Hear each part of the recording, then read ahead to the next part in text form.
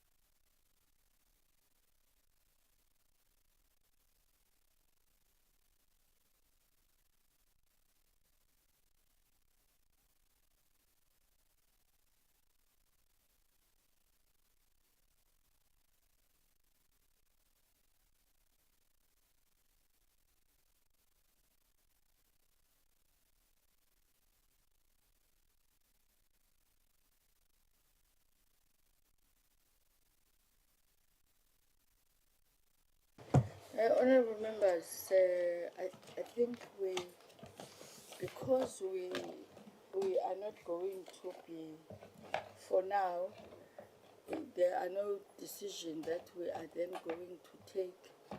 We will start. It's unfair. There are those who came early. I don't think really it's fair, and also it's not being insensitive. Myself, tomorrow I may have a problem of transport and then be late.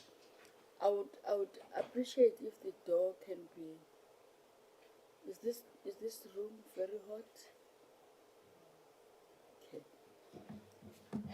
In welcoming members, I want really to say we have got as much as this is not a portfolio committee, this is one of the most important structures of Parliament of South Africa, because it's more of an activism. Our work is more of activism because we are going to be inundated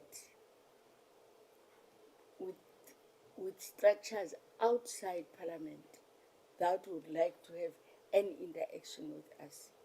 So I just want to start there. You were part of the last meeting, the multi-party, where it was then said we are not taken serious. But one member said, for us to be taken serious, we are to be serious. So much of the work is the work that is going to be, much of people that are going to be looking into these things is the 7 of us. Because I don't want to miss that. It is the 7 of us, and therefore, as we will be deliberating today, that's why you see our meeting is a little bit longer, is that we must have an understanding which Honorable Tembe Gwayo is in which committee, Honorable Mani is in which portfolio committee, Honorable Kanyile is in, so that when we develop our program and our calendar and our attendance, we take that into consideration, so that we don't find ourselves being emotional about. And Comrade Temoga said, I was supposed to. I'm in this committee. I am in that committee.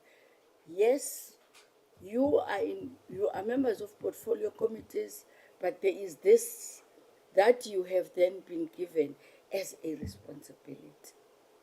That will be my starting point. Secondly, as we will be deliberating today, please, we must not forget what the chair said in our last meeting. Charity is going to begin at home, Ms. Giba. Charity is going to begin at home. And what do I mean about that? That, and I repeat that, what I said, we are to go, we are a link with the citizenry of South Africa, right across all sectors. We are the link with them so that they understand what they are doing, and also we understand what is it that they want. But having then to say, why Department of Correctional Service, there is this that you are. So when we call the minister and the DG, we're not going to call a portfolio committee, we're going to call the minister and the DG and said, we went to Sojanguve, we met women, make an example. This is what they said. Where are you? we go, we are called by COSATU. COSATU has got a problem with the employment equity because it's not reflecting as it is supposed to. We call the DG and the minister and say, but what is this? So our work cuts across in parliament and outside. But what I do, and then as charity begins at home, I mean, then we go there, we talk, and somebody said, sorry, I have got my daughter who is Noma Kabisomoy, who is working in parliament, who is forever frustrated. So we will have to understand not only women that are public representatives, but also the staff of parliament. That's it. And the second thing is that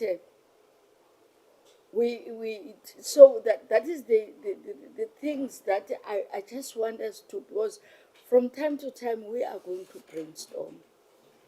I'm raising these things, honorable members, you understanding that we have got a mammoth task. There are things that we must not be apologetic about them in addressing them. We are going to call leaders of political parties where members are complaining or where we observe that female members are not treated well in this. We call the leadership of that political party. So that's why I'm putting across that we are not a portfolio, but we are more of a forum that is to ensure that there is change outside. There is change inside. Young people are going to come and complain. Old people are going to come. We are going to come to you and say, this thing is abusive, that we are forever told that we are old, we must go and look after our children, grandchildren, as if, on a serious note, as if we can't think. That's abuse. It is. You undermine. You are not old. When you are old, it doesn't mean that you can't think. So I'm just throwing that, so that as we move forward, we then understand exactly what is it that we are to. So that is why today you will see that we have got the Ms. Giba, who is in the committee section, the researcher, I understand, who is who have been loaned by correctional service, or justice, whatever. And then we have got so it's really a committee that personally, as an activist, I do have a passion with. But what we have to, which must be always at the back of our mind, we are not a portfolio committee. Those are two. This committee and the portfolio committee, these are two different. It is in that context that I was then corrected, because I wanted to invite them, and I was corrected by Ms. Gibb. I wanted to invite the speaker, the chair of the National Council of Provinces,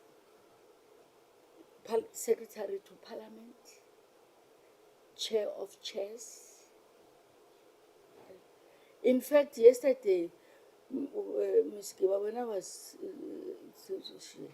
also to invite all these presiding officers, some of them, was there are responsibility that may be falling in their offices. For an example, sectoral parliament. Sectoral parliaments are falling to the deputy speaker or to whatever. But I was then advised that no. First receive the legacy report, discuss some of the things, develop, focus, develop your program, and then invite, before we then table it to the broader meeting, invite them to come here. On a lighter note, one member was saying, one of my party members saying, "Hi, when I don't sit here, you don't even have a department." I said, no. Undijonge kakuhle mna. Now I am under two big offices. I'm under this institution, the office of the Speaker and that of the National Council of What? I'm saying that tonight. So I'm raising those members in welcoming you. We got your Honorable Siete. Is that this is a very, very important. There are things as we move on that we may, yes, there are things that we will have to discuss. We'll get research reports, we'll get this.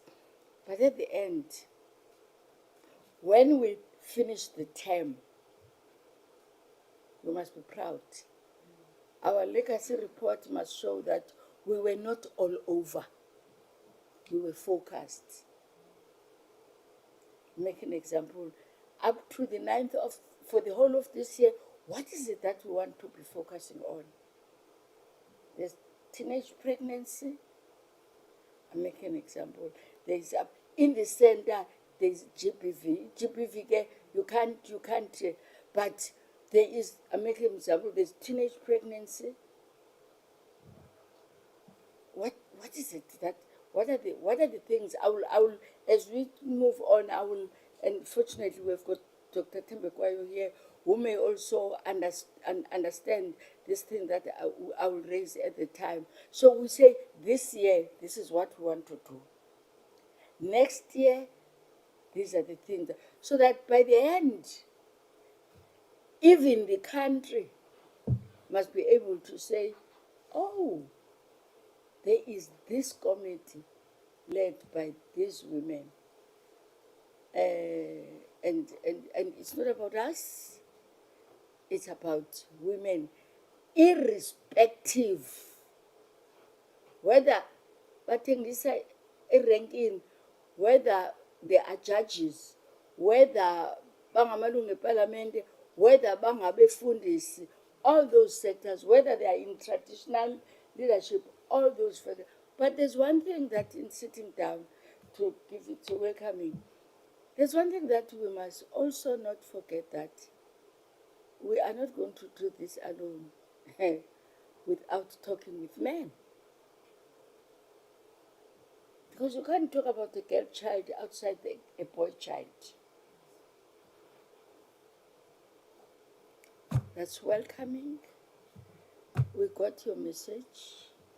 We will then sicele Miss Moy to take us through. Then I want, after apologies, I just want to just chip in something, make introduction, so that we must not assume that we know if the meeting like that. But I will then hand over to those were my welcoming remarks, honorable members. I will hand over to Ms. Moy to take us through. Apologies. Thank you, Chairperson. Good morning, honorable members. Good morning, colleagues. Chairperson, we received 3 apologies. One is from Honorable Jangisa. She's on sick leave. And the second one is from the Deputy Chairperson. She's attending PC on police. And the last one is from Ms. Raja, our communications officer. She's attending PC on traditional affairs. But then Ms. Giba will cover her presentation. Thank you, Chair.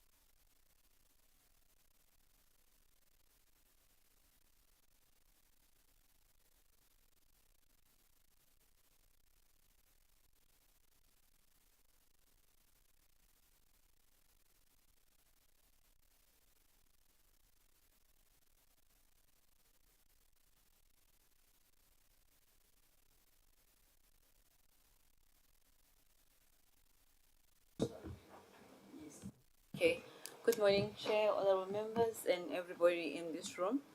I am Angel Kanyile. I'm a member of the steering committee. Secondly, I also serve in the Women, Youth and Persons with Disability Portfolio Committee, and we sit on Tuesdays at 10. I thought it's very important, Chair, for me to mention this because in the last meeting that we had, there was an emphasis that was made in terms of us moving the meeting date from Thursday because everybody sits on Thursday. I think we also need to accommodate each other. At some point, we thought Honorable was not going to be here, but I think if we know which committees we serve on, something that we read is very important, and the days as well in the week, it will assist us when we plan going forward. Thank you very much. Thank you, Honorable Chairperson. I'm Musi Machi.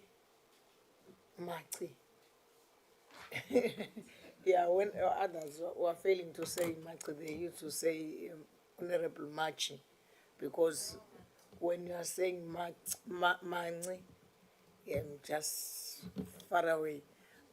Thank you. I'm so grateful to be a member of the committee, and yes, I won't disappoint the members on the way. I'm sitting on Home Affairs, which is sitting on Tuesdays, and unfortunately, it clashes with other committees for me. For now, I'm free for Wednesdays. Thank you. Good morning, Chair, and good morning to everyone who's here.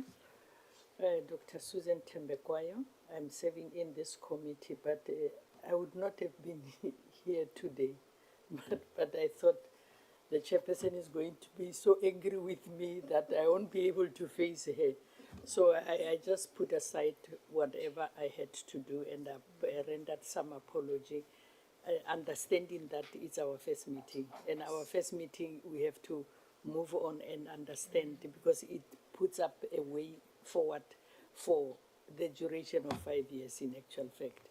And apart from this committee, I'm also serving in science, technology and innovation. It sits on Tuesdays. Thank you.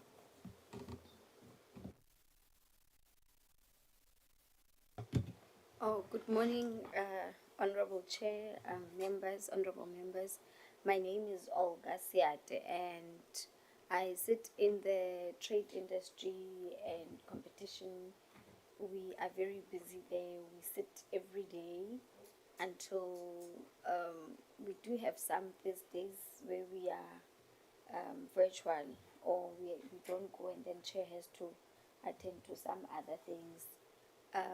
But normally on Fridays we are free there. We are not doing much. Today we were virtual. That's why I was able to come. But with me, I can be flexible because it's the only committee that I serve in. So with me, I can always just have a conversation with the chair, my two chairs, to just make room for me to sometimes be freed so that I can be here. Otherwise, I'm very grateful to be here. I'm a lifelong learner. It's very important that we also acknowledge that in all of these things we learn every day, and in order for us to be more productive and functional, we need to allow new phenomenals to be learning lessons for us. So thank you, Chair.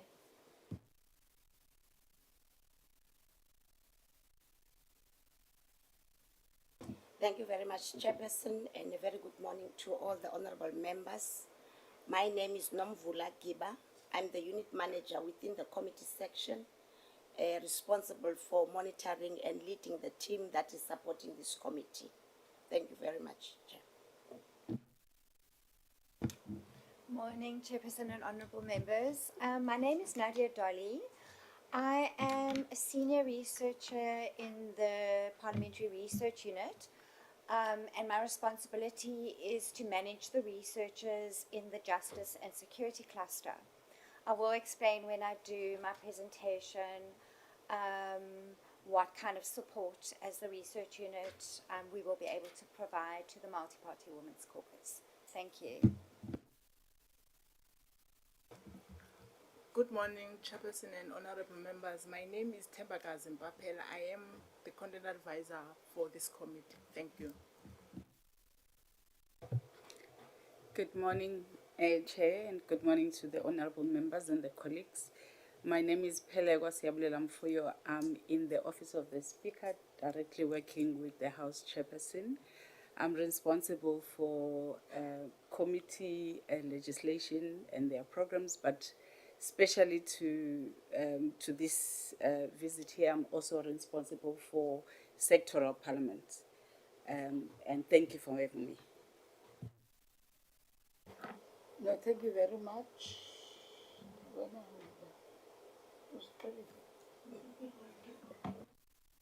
Good morning again, honorable members, colleagues. My name is Noma Kosamoy, the committee secretary for the committee. Thank you. Thank you very much, honorable members. Oh, Susie, so.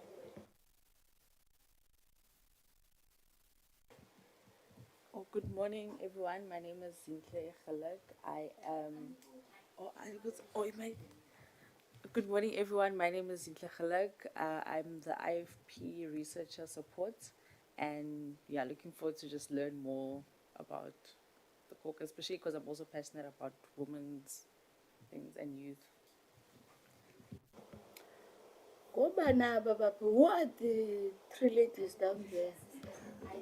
Good morning, Chairperson and members and my colleagues. My name is Noma Kosazana Choma.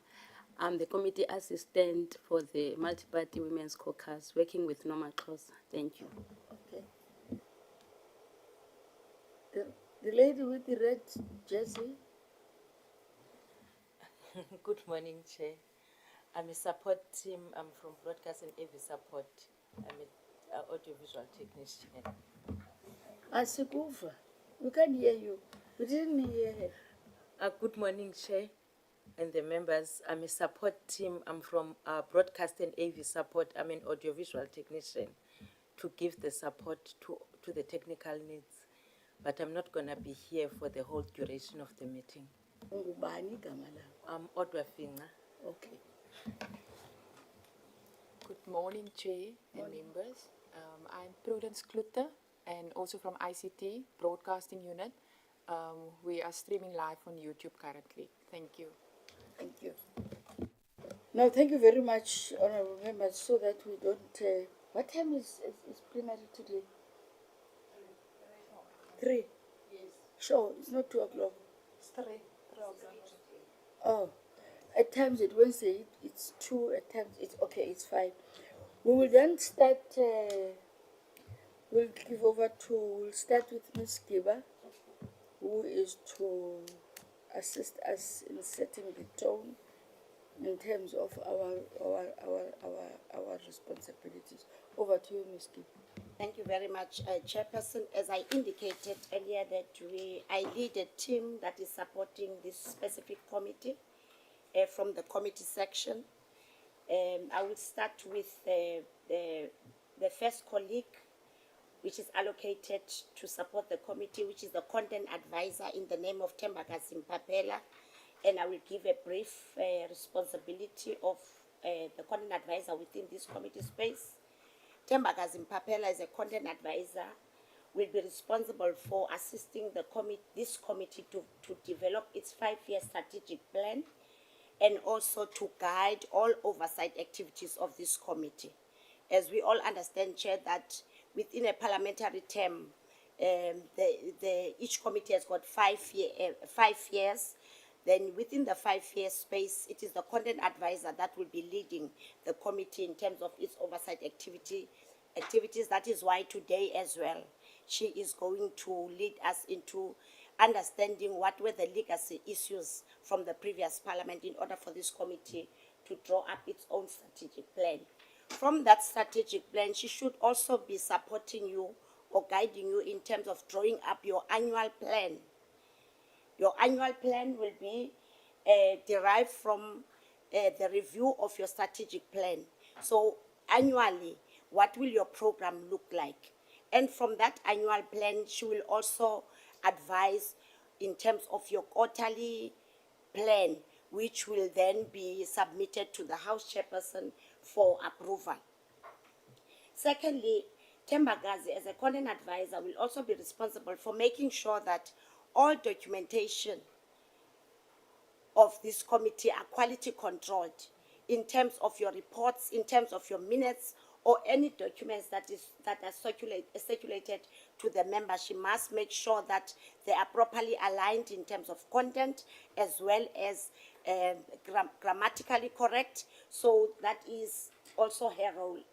Second, lastly, it will be an analysis of all brief documents. Whenever this committee receives a document or a briefing by any outsider or department, she must also provide brief documents and analyze those documents and provide briefings. So all in all, what she will be all about will be to provide strategic content support to the committee, as well as those sectoral briefs. I want to call it sectoral briefs or just briefs to the committee to assist the committee in its work. That will be Tembagazi Mpapela.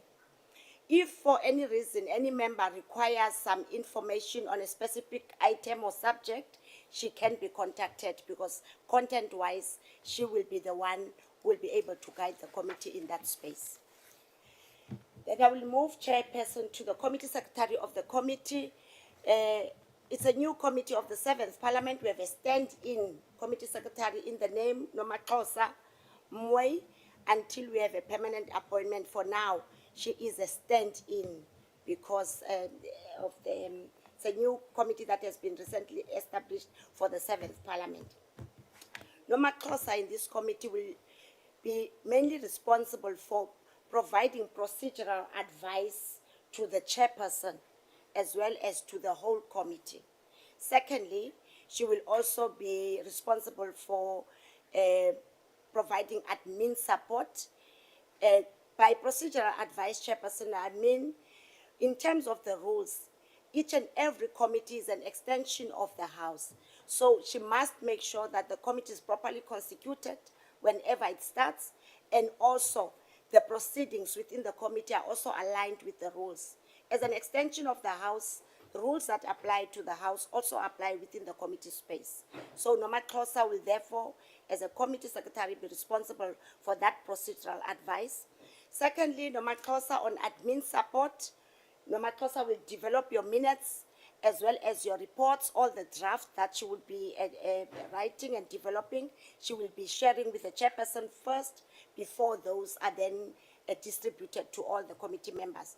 We are all aware that as meetings are proceeding, members are also noting, but she will be the one who will be consolidating, collating all that information together with the chair, then to get authorization then to distribute the information, the draft, before the committee. Nomaxosa will also be responsible chairperson for whatever decision that has been taken by the committee. She must make sure the implementation of that decision. So she would facilitate all committee decisions to make sure that what has been agreed upon previously, that decision has been implemented, and feedback or progress reports are provided in that space. Lastly, chairperson, within the committee section, we have the committee assistant right at the back, who is also working with the two colleagues. Nomaxosa Choma is responsible for providing logistical support in this committee.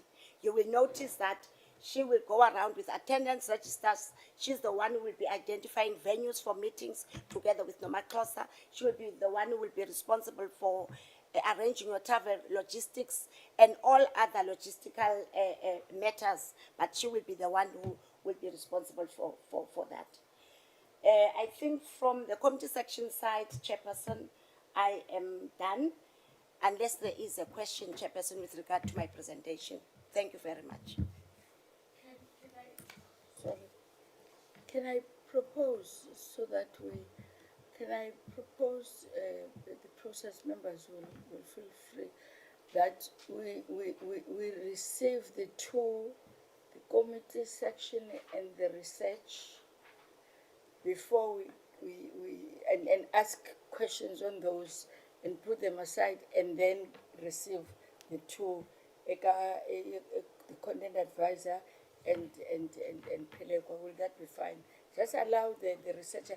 I see here, I'm sorry, we didn't indicate that she'll just take us through on the support that she is giving us. There is the lone researcher.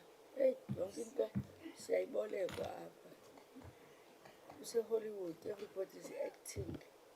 Is that fine, honorable members? Okay. Ms. Dolly. Thank you, Chairperson. So I think I'm going to start right there. The research unit does not have a researcher for the Multi-Party Women's Caucus. We actually have 14 researcher vacancies at the moment in the research unit, which we haven't been able to fill over the past couple of years. The good news is that the Multi-Party Women Caucus support in the form of a researcher has been prioritized, and the recent submission has been made to ensure that there is is it finance or HR or whoever, to ensure that there's budget allocated for these posts that we have identified as critical. Once we get the budget, hopefully, for those posts, it then goes through another process in Parliament. There's a committee called the Critical Posts, Ad hoc Critical Post Committee. If they agree that this is a critical post, we will be able to go ahead with our recruitment processes. So unfortunately, Chairperson, I am not the lone researcher. I am a manager in the research unit, come to break the bad news to this committee. What I want to say, though, is, and I've handed out some documents. So I've handed out this thing which tells you what we do generally as a research unit. But this paper that I handed out to all the members and the chairperson also explains right at the end what we envisage in the interim as the kind of support that we can provide to this committee, because we don't want to leave you without any support whatsoever. So while a researcher, we cannot allocate a researcher to sit in on meetings and stuff like that. We just don't have the available posts and warm bodies for that. What we have decided is that if you have a request for any support from the research unit, that cannot be covered by the rest of the team. And as Ms. Giba was saying, there is a content advisor specifically here who could be able to provide some of the background information for your meetings and stuff. But if there is, if it's not possible, and if you really need research support, the research unit will provide that support to you. So what I think the best process, and we can discuss this, is the committee secretary can then contact me, and my details are in this brochure. I think my cell phone number's in here, otherwise you've got my details anyway, and my email, and you can contact me and I will make sure that it's allocated out. So currently in the research unit we have one researcher who has kind of expertise in gender issues. So she's supporting the PC on women, youth, and persons with disabilities. So she'll be able to assist doing that kind of research when required. The other thing that we discussed, and is highlighted in this document as well, is a lot of the work of the previous parliamentary term was quite intersectoral. So, for example, if you're looking at teenage pregnancies from a school perspective, we have experts in the research unit, for example, on education or whatever. So we will be able to put together on those collaborative support that you need, teams together to assist you. So please don't hesitate to contact me if you have any of those requirements in terms of support for your meetings. The research unit also has traditionally supported the caucus and the committee in terms of your international obligations. So background papers for trips that you might be going to in international forums and stuff. You're also welcome, if not being able to be completed within your current support staff, to request that support from us. Yeah, our mandate as a research unit really is ideally to support you in that background information to allow you to participate properly in the meetings and oversight that you do. And like I said, it's just really unfortunate. What I would possibly suggest, Chairperson, and we can maybe discuss this, I can discuss with the committee secretary, is it sometimes helps if we get increased motivation from you for the requirement to fill the post. So some chairpersons have written a letter to the secretary and to Honourable Frolick requesting, in terms of the urgency of assistance. Specifically for the caucus, I think there's a really good case. So we can discuss that at some point. Thank you, Chairperson and members. No, thank you very much. My apologies. And now you explain that you're a manager, and we appreciate that you gave yourself time to come and explain to us. Any questions, honourable members, on the two presentations? Honourable Temekwe? Thank you, Chairperson. I just wanted to ask something based on, after she has the first presentation that was done on who is doing what and their responsibilities. During the recent meeting that you had, there was a problem of who was on the list. And it was a big issue, which obviously means before the chairperson could have presented, especially when it comes to the names, those that are responsible for advising her could have gone through the document itself so that we don't seem wanting in front of all the women that were present that day. So I'm happy to learn that the secretary was in actual fact, but because maybe she hadn't joined us by then, is here to guide the chairperson on such issues so that we don't have misinformed information being presented to everybody who is there. And what I wanted to ask is the analysis of documents. Say, for an example, we get people who are coming to present, and then we get the documents first. Will they be able, will the analysis accompany the documentation itself so that when we read the documentation and we read the analysis, we are able to engage on those analyses, being advised by the content advisor. And lastly, whatever you have presented, if she can just make a summary for us and put it for us and make it available for us so that we can go and be able to can change, because we sometimes forget who is doing what and how we can contact, including their contact details. Thank you. And the second one, on the research, this is a beautiful book that is written. But when you page through, but I do understand, when you page through, it's written here how to contact us.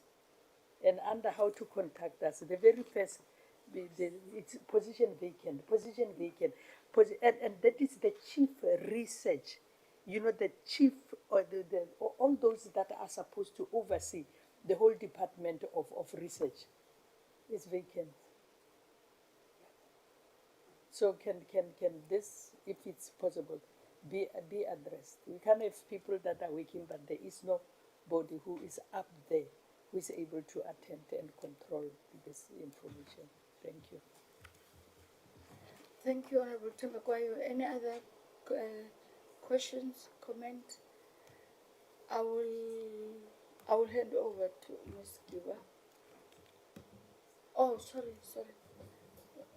Ms. Honourable Kanye. Thank you, Chair. I think mine is on the same issue that was raised by Dr. Temekwayo, the issue of researchers. Ms. Dolly has indicated that this committee has been without a researcher for a number of years. I'd like to know how many years to be exact, number one. Number two, you have said if the chairperson maybe can talk to you so that you can be able to write a recommendation for the committee to can be able to have a researcher. But in the same sentence, I heard you saying other chairperson have written letters as well. I'm trying to get clarity if you mean chairperson that have been serving in this particular committee or from other committees. Because why I see clarity, I want to understand that if it is the chairpersons that were serving in this committee, what then makes you think if the motivation is submitted by the current chair will have any impact? Yeah, I think that is my question for now, Chairperson. Thank you very much. Thank you.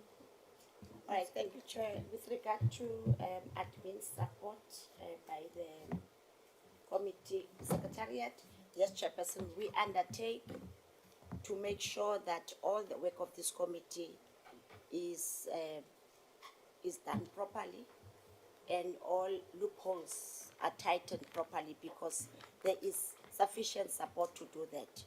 So there need not be any mistakes that are only realized at a committee level. That we undertake to make sure that it will not happen again. It was a mistake because we took a secretary outside because it was this committee's first meeting. So the mistake in the name was done in that vein. But now we have Noma Xhosa, who will be closely monitored together with Tembagazi. We need to make sure that every document that is being tabled before the committee, this committee as well as the bigger multi-party caucus, is quality controlled. That is the first one. The second one is, yes, honorable member, her role as a Conan advisor is to analyze briefing documents. That is within her a space within her contract. She knows documents that are received from the department need to be analyzed, and if there is guidance that need to be given, and sectoral briefs are also part of her contract. If in the whole set of documents there are areas that she would like to bring to the committee's attention, it is her responsibilities. So sectoral briefs are presented by Conan advisors all the time whenever there is a briefing documents that are presented. Thank you very much, Chair. Or my last one, sorry, Chair, I forgot, Chair, maybe to also indicate that as part of your support in your office, under my supervision as well, is your executive secretary. It's a matter that I've discussed with you at length, so I'm hoping that it has reached relevant offices as well. It's also vacant at this point in time, so I'm hoping that you have progressed in terms of discussing with regard to its filling. Thank you very much. Thanks. Thank you. Thank you. Before you. No. It's an explanation. It's an explanation that I will make to members in relation to a matter that you have raised on international work. There's something that you have thank you for raising that. I forgot. It's something very important. Thank you, Chairperson. In terms of the Chief Researcher post, that has been advertised. I have heard that the recruitment team is busy shortlisting at the moment. So hopefully within the next few months that will be filled. The problem is, just to alert members who maybe some of you are new, is that the posts have all been frozen for the last couple of years. So that's the problem. We actually were at really final stages of recruitment when suddenly everything got frozen a couple of years ago. But that's opening up now, and the Chief Researcher post will be filled soon. In terms of the committee support to the research support to this committee and the caucus in particular, so the post was vacant for ever since the senior researcher, actually for the social equity cluster, was doing the researcher function for that post. And then she resigned a couple of years ago. So then that post was both her post and the multi-party women's caucus post were and still are vacant. What we did for about a year or so in terms of support to this committee was we used a researcher whose responsibility was a different sector to assist with this committee. But it wasn't ideal, which is why we have proposed, because that person's not an expert in terms of the requirements of this particular post. So that's why we've suggested rather that we provide you with that expertise in the support when you do require it. Thanks. No, thank you. Thank you very much. First, let me make this agenda announcement. Pelagwa has been summoned to the office of the chair of chairs because she's the one who was going to make a presentation. So she requested that we take first the legacy, the report. Then when she comes back, we do. Members, there's an issue that I think we just need, now that we are just dealing with, how we move forward. We were supposed, I'm saying we, because that's how I was, we were supposed to be in New York. And a person which that thing is, who goes is identified by either the department that then send the name to the speaker. Usually the norm, it has always been at times it's the chair with, I'm making an example, with 2 members or the chair alone. So it was the chair of the Multi-Party Women's Caucus and the chair of Women, Youth and Persons with Disability. We couldn't go. And the reason that we didn't go is because everything was done. We don't know who delayed between the department, between the office of the speaker, between DERCO, International Relations. And the reason that simultaneously we took a decision not to go is because we were then told that we were not, it was late for us to be registered. And the importance of that registration is that you can't go in any chambers and discuss if you are not registered. So we will then be registered to be in a lobby. And you know what is it to be in lobby? It's just to go up and down and look into the screen and whatever. And personally, I said, I'm not going to go to New York for that. Because tomorrow I'm going to be on news that I wasted taxpayers' money. Simultaneously, that's how then the chair of Women, Youth and Persons with Disabilities also had that view. And unfortunately, it is the first time I'm told in the history of this parliament that South African parliamentarians were not represented. So it's something that we'll then have to look at and just really, I don't like the blame game, but at least the office of the department, we must get, when the minister comes back, because she's key, she's the one who made the invitation. When was the invitation done? It went to the office of the speaker. It follows all, you know, the red tape. So that's why nobody went to New York. It's quite an interesting, but two, I was told in a few last minutes that we are to accompany the speaker. The speaker was invited in a cultural activity, Eswatini. That always happened. So it was myself, and then I checked with the deputy chair, and she then said she's available. I said, okay, let's go. So we saw the question from my friend, and I was about to respond. I said, no, I will respond about that when we are in the meeting. As she was saying, we are a committee that is, and you have to bear. We are a committee that is, I don't want to say all over, but that is invited here. In particular, the chair it's said we want the chair of the multi-party women's caucus. We want, if then it is the chair, we can't control, not unless the chair is then not available. There's the deputy. If the deputy is unavailable, then we'll check with members. But there is a proposal that I want to make. I'm not going to raise it with you now. There's a proposal that I would like to make with the officers, that how then do we manage the issue of traveling? You know why, Ms. Giba?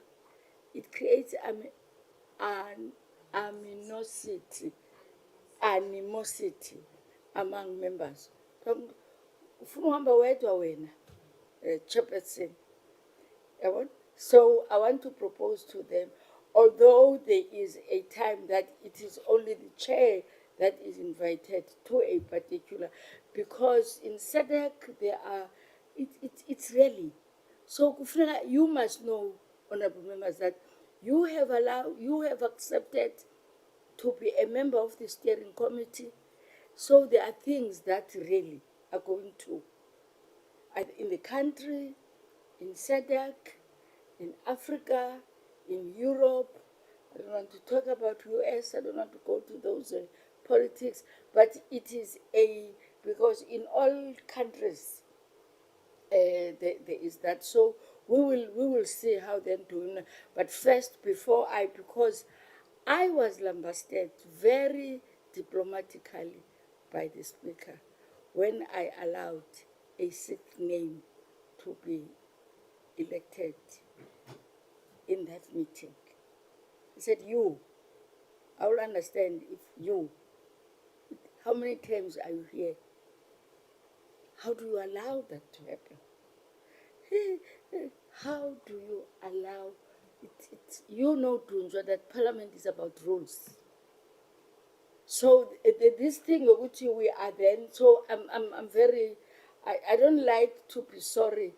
I always like to do things so in a manner that, so that is then what is then good. Then when I'm back from them, both of them, with and the chair, with the proposal on how then do we move forward without undermining the practices and the policies, but how to. The other thing, unfortunately, I'm a former health worker. Delegation is in my, so we delegate in public service, health in particular. Work is about a teamwork. So I thought, order. I thought it's important that members, we clear that it was not a deliberate thing. In particular, the latter to Eswatini. There are other politics there. I will at another time I will explain to you. But Ms. Keba, please, you are here. It is not going to happen again. In fact, that's why I wanted to also but it's you. You will correct me. It's in your capacity and that of the chair of chairs. Yes, it can't happen that as members of parliament you go outside the country without any support. You are on your own. And you know why? What, comrades, what we have, sorry, members, what we have observed, members of parliament in other countries are respected to the T. There were things that we said, those were not used to them. But the worst is for us to be on our own. Even if it was Swaziland. I don't want to give a history of what happens when I was in health, how I dealt with them when employment and labor. Health is Susan knows that health. So that is that as we then move forward, we will then, some of the administrative errors and the logistical things, we'll deal with them. Without wasting any time, we will then give over to the content advisor to take us through. I'm of the understanding that the document was circulated to us. Come again?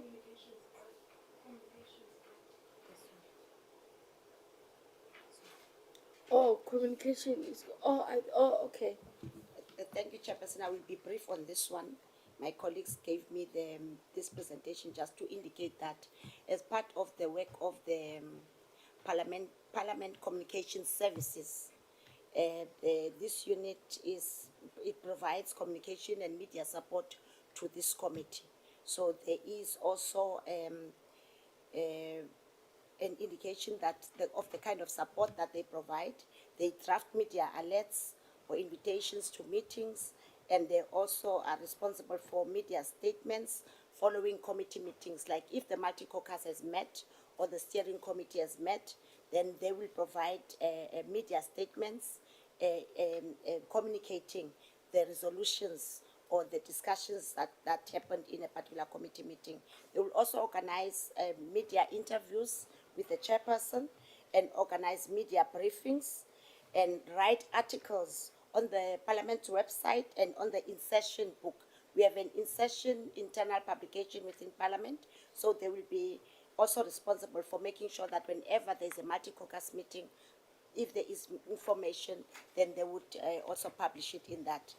Now, their major responsibilities, they are indicating that the chairperson is the official spokesperson for the committee. So that is why they would always extend an invite to you for any media alerts or any media briefing that need to happen. And also, Chair, before they communicate that or publish any information about the committee, you will have to sign it off before it is sent out. And also, chairperson does interviews on behalf of the committee, or chairperson delegate any member of the committee to do interviews on behalf of the committee. And they are actually asking that whenever there is a request to interview the chair or any member of the committee, please make yourselves available, because then they would want to use the available slot, the available slot in order to market or to inform members of the public about the work of the committee. So the colleague is then available. We do have her contact numbers. So whenever the committee sits, supposed to be here, but today specifically she is not here. But that is just the kind of support that they would be providing. So this committee's work, it appears on all social media platforms, although there are no cameras.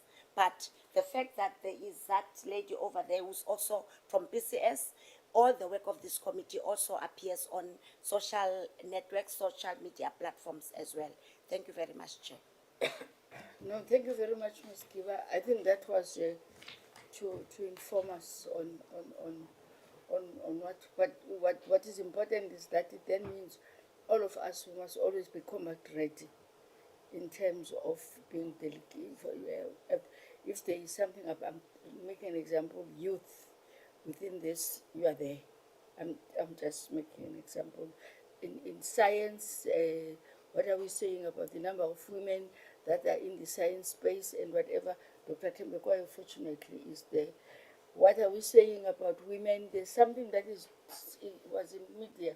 It talked about this thing of women that are being bought to get married by foreign nationals. That thing was there.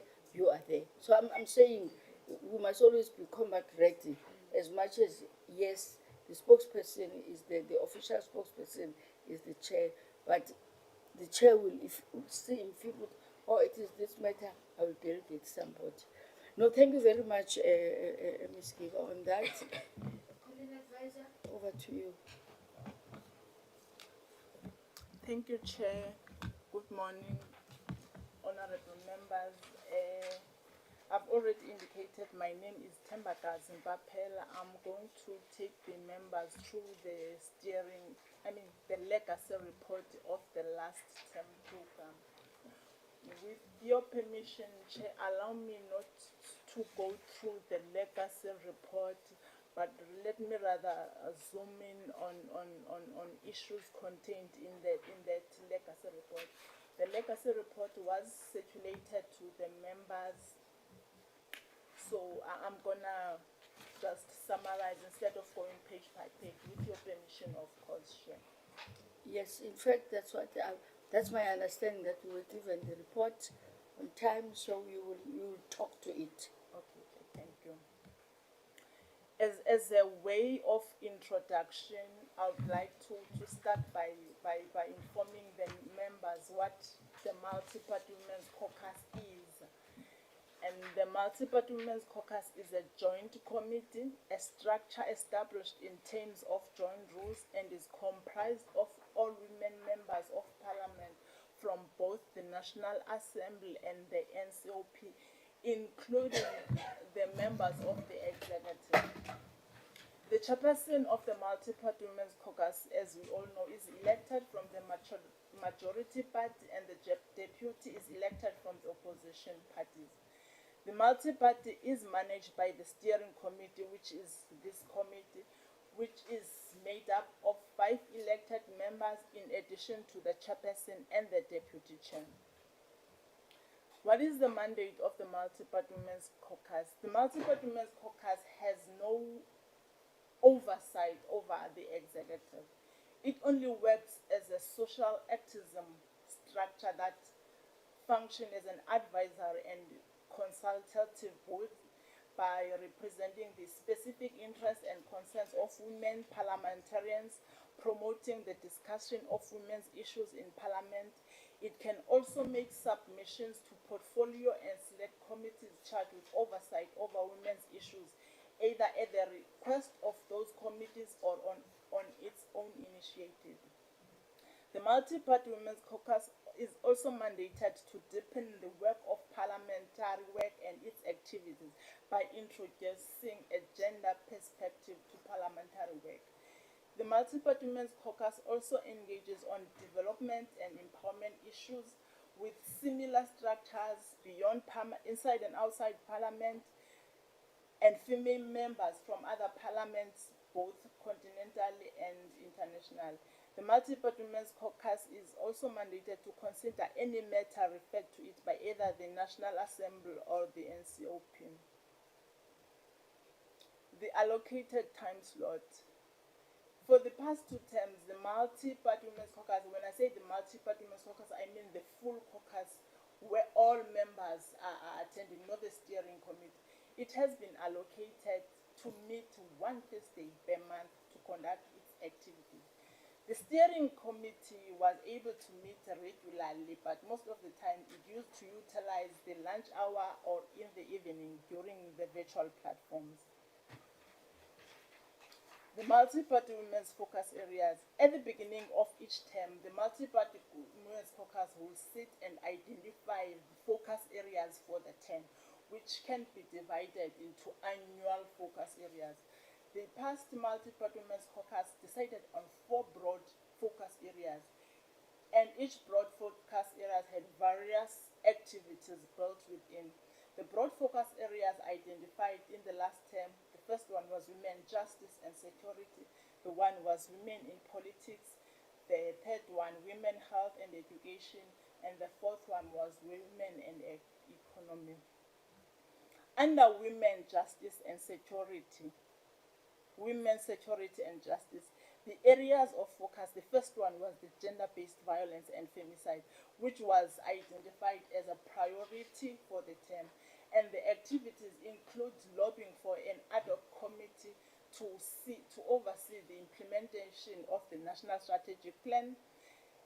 And other activities include workshopping the members on gender-based violence and femicide concepts, including definitions and drivers, which include socialization, poverty, substance abuse, mental illness, and pornography. The third one, another activity under gender-based violence was the implementation of the NA motion referred to the Fifth Parliament. I'll talk to that later during my presentation. Let me move to the second area of focus within women justice and security. It was about the decriminalization of sex work.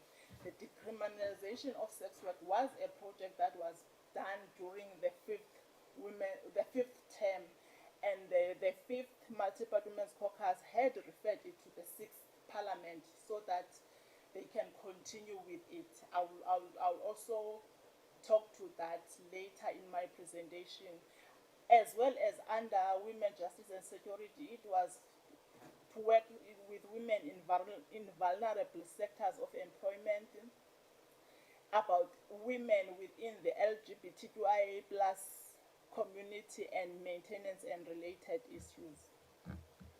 With women in politics, this focus area was more on capacitating and supporting the women members of parliament at the time.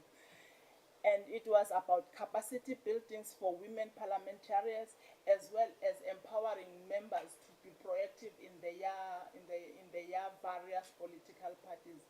And it was on issues of mandatory and legislated electoral laws, gender-sensitive parliament, and strengthening of the national gender machinery. Women in health and education, one activity was sanitary dignity. And this was also a legacy project from the Fifth Parliament, where that Fifth Multi-Party Women's Caucus advocated for the removal of VAT from the sanitary product, as well as advocating for provision of sanitary products to indigent women and girls. So it was also referred to the Sixth Parliament for consideration and moving forward. And the second activity under women in health was to raise an awareness about health issues according to the South African calendar. Women and economy. With women and economy, the first focus area was gender responsive planning, budgeting, monitoring and evaluation and auditing framework. And it also was about empowering members to know about this framework so that they can have it implemented in all parliamentary committees. It was also about advocating for gender-sensitive workplaces. It was also about women empowerment, and the activities was to scrutinize available initiatives for economic support and monitor the implementation of the minimum wage. If I'm going to the actual work done per focus area, under women justice and security, the last multi-party women's caucus lobbied for a parliamentary oversight framework where all committees that are dealing with gender-based violence are expected to report quarterly according to that framework. And the multi-party women's caucus is one of the committees that is expected to report quarterly on issues of gender-based violence. The multi-party women's caucus also engaged with various stakeholders on the implementation of the National Strategic Plan on gender-based violence and femicide by regularly engaging with all the stakeholders tasked with the implementation of the various pillars of the NSP. The last multi-party women's caucus also made inputs on the gender-based violence and femicide bills that were before the Committee on Justice and Correctional Services. And other efforts include ensuring victim-sensitive places within the justice cluster, and attended to matters related to DNA backlogs, challenges in the maintenance system, and the establishment of Thuthuzela care centers and sexual offences courts. The last multi-party women's caucus also developed and adopted a gender and femicide action plan. The purpose for this gender-based violence and femicide action plan was aimed at, they thought they were going to be able to go out and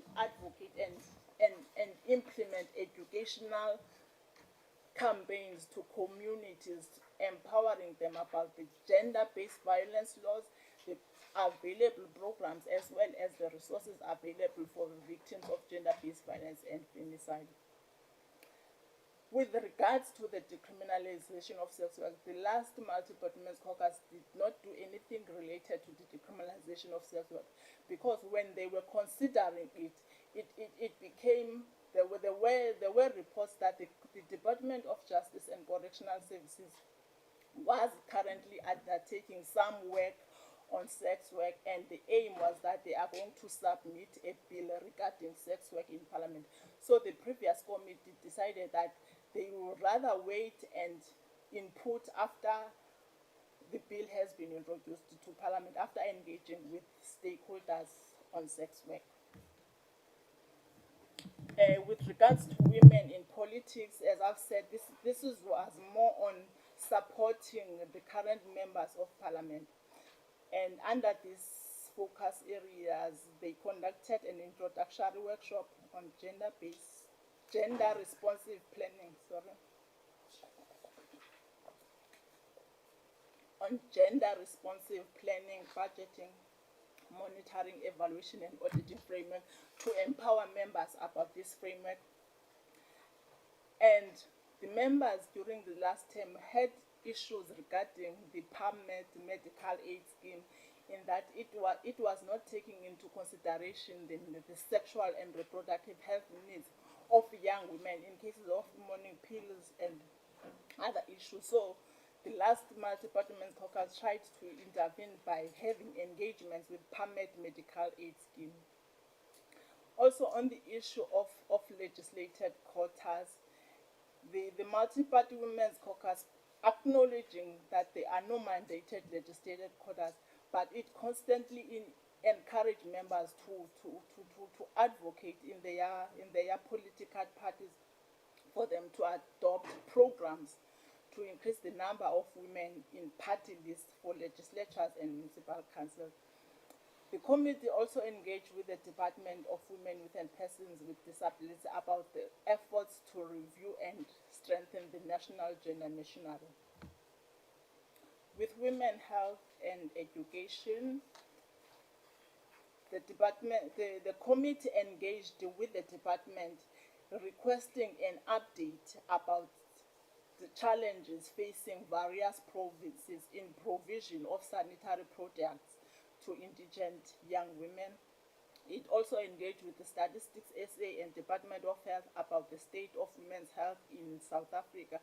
It also engaged with various stakeholders, including Department of Education and Health, about availability of interventions, support access to appropriate care health programs for pregnant teenagers.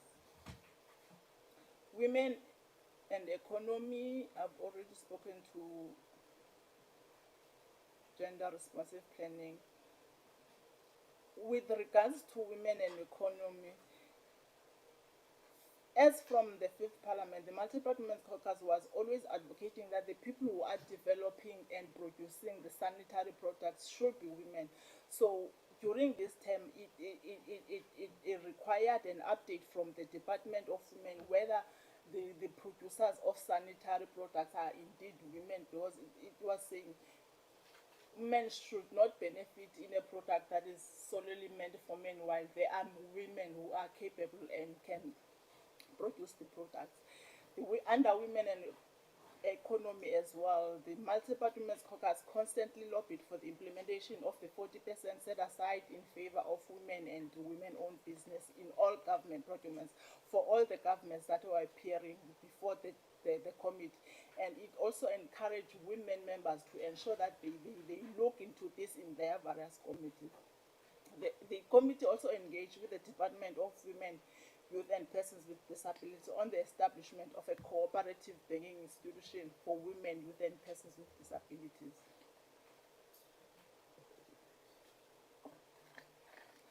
The last Multi-Parliament Caucus also encountered challenges.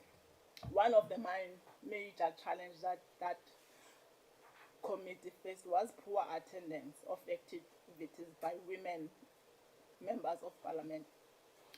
This also had a negative implication on the committee's image and programs because it was sort of viewed as not a serious committee. The other challenge was that the multiple women's caucus could not implement its gender-based violence and femicide action plan that was aimed at conducting public awarenesses.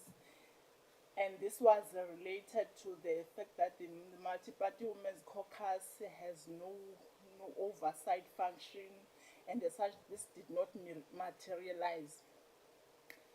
The multi-party women's caucus was also not able to conduct international study tour. This was due to frequent changes in the parliamentary calendar and unsuccessful attempts to secure approval for such activities. The sixth multi-party women's caucus referred some matters to this current multi-party women's caucus for consideration. The first one is that they were requesting that this multi-party women's caucus must look at adopting a gender-responsive oversight model to be implemented by all parliamentary committees. This is to ensure that oversight over gender issues is not only left on the PC for women, but it is implemented through all parliamentary committees. They also requested that the issue on gender-based violence remain a priority, and that the implementation of the National Strategic Plan on Gender-Based Violence be continuously oversighted over and its implementation. With regards to the issue of decriminalization of sex, they said it's a matter that still remains outstanding, and that the committee, when the bill is before Parliament, they can look into it and engage with sex worker organization and decide to input. They also requested that this multi-party women's caucus must consider and look at the revival and the strengthening of the national gender machinery. And there was also a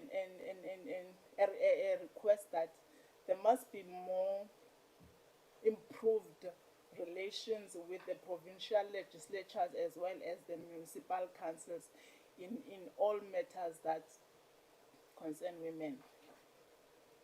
Okay, they also requested that this current committee must consider advocating for a gender-sensitive parliament, as well as ensuring availability of family-friendly facilities within parliament, such as the care centers, as well as sensitivity in scheduling of parliamentary programs in terms of times of the sittings of the House and committees to ensure safety of women members.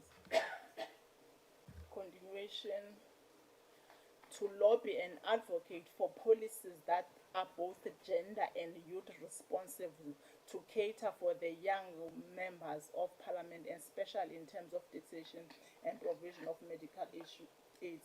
There was a concern that since the sixth parliament was coming into the end, young members of parliament were going to be affected in terms of taxing, because if a member has been in parliament for a year and that is not coming back for this term, taxation is likely to affect them negatively. What's that thing? Also, there was a situation that they asked that this committee to take into consideration in relation to taxation. It was in relation to taxation of surviving spouses and widows. It was also reported to the committee that spouses and widows, when they receive their annuity, their tax bracket goes out, and it impacts negatively on women. And it was suggested that if the committee agrees to attend to this, then they can invite an organization responsible for widows to brief the committee more on this taxation pattern. The last multi-party women's caucus also requested that this multi-party women's caucus must attend and address the issue of poor attendance of activities. The issue of undertaking a study tour should also be addressed with the House chairperson. Another issue referred to this matter is the matter regarding Joint Rule 137, which says that the multi-board women's caucus can take a decision and is collating when there are 15 members of the multi-board women's caucus. The last multi-board women's caucus felt that considering the number of women parliamentarians, it can't be that only 15 members are required to collate. So this current multi-party women's caucus must consider that and propose and for a recommendation to the Joint Rules Committee to review this to increase the number, not to be 15, but to add more members. They also requested that this committee must make a follow-up on the establishment of the cooperative bank for women, youth and persons with disability with the department, follow up on the issues of the permit that were negatively impacting on members last term. They said as well, it is important when advocating for gender issues to consider implementing development of the boy child, just like the chair has alluded earlier. It also requested that the committee can consider looking at the quality and availability of, as well as resourcing of mental health facilities, especially for victims of violence and gender-based violence. Consider advocating for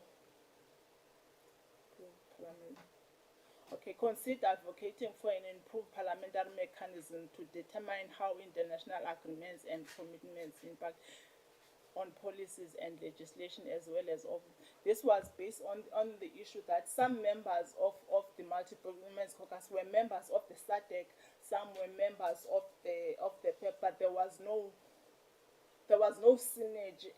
A member will go to SADC and not come and report back. There will be a model law developed in SADC, and it would not find expression in the work and activities of the multi-party women's caucus. In conclusion, Chair, there is a National Assembly motion that was referred to the 6th Parliament. It was about the abuse and exploitation of women in religious and cultural institutions. This came about during the first months of the Omotoso rape trial, that rape case that was and is still happening in Eastern Cape. This motion was imploring the multi-party women's caucus to develop a strategy of dealing with abuse of women in the name of religion and culture. And the multi-party women's caucus did not specifically deal with this motion, although the gender-based violence was a priority. So I would also recommend that the committee look into this as well. As a way forward, Chair, while I'm concluding, as the steering committee, I would suggest that the focus areas for the term be suggested, if possible, during this committee meeting, so that when we go back to the multi-party women's caucus, we have the draft suggested focus areas from the steering wheel. Then when it's approved by the broader multi-party women's caucus, then that's when we will develop strategic plans and annual plans, which will inform the quarterly programs. I think that's all, Chair. Thank you. No, thank you very much, Tamara. It's quite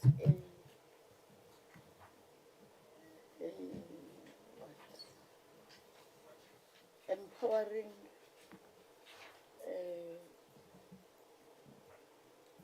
legacy report, which it has got some areas that we'll look at them. I don't know how long is your presentation. Okay, so we'll take you, then we then ask questions. I was just concerned about that. Because in this legacy report there are quite issues. It really wants its own day and so that we're able, so we'll give over to you and then we will then come back to. Thank you, Honorable Chairperson, and good morning once again to the honorable members. Actually, Chair, my presentation and my attendance to this meeting is very short. It is first to assure the committee the support from the Office of the Speaker through the House Chairpersons of Committees and Oversight in the National Assembly. And also making sure that where there is assistance from the committee in terms of your program, in terms of your meeting days, I think earlier honorable members have highlighted some challenges in terms of your meeting days. So as an office, we will greatly assist you, and I'm also assigned to work closer with your committee, not to come overshadow Chair, but to provide the necessary support. Chair, I'm going to take you through to the draft framework for sectoral parliament in the 7th administration. Without even boring the members, I think the document was circulated. It is a draft document, hence I will not be boring the members of the committee on this draft. It is still under consultation with the National Council of Provinces. But there are key issues that we would like the members to receive on the document. Yes, of course, the strategy, the framework, the sectoral parliament framework has aligned itself with the Constitution of South Africa and its mandate, and also has aligned itself with national and international frameworks such as the NDP and the SDGs. And it is broadly outlined its objectives of the sectoral parliament, guided by the parliament policy priorities for this 7th parliament. Chair, the framework has highlighted its objective, its draft objectives at this point in time. It is to set out a method of engagement with all sectors that impact and influence Parliament's long-term strategy, to develop and align a process for Parliament in respect of frequency with the resolutions of sectoral Parliament and when they are referred to relevant committees, to guide the development and maintenance of an open relationship between Parliament and the public. And I think the Chair in her input has emphasized on the importance of Parliament maintaining an open relationship with the public.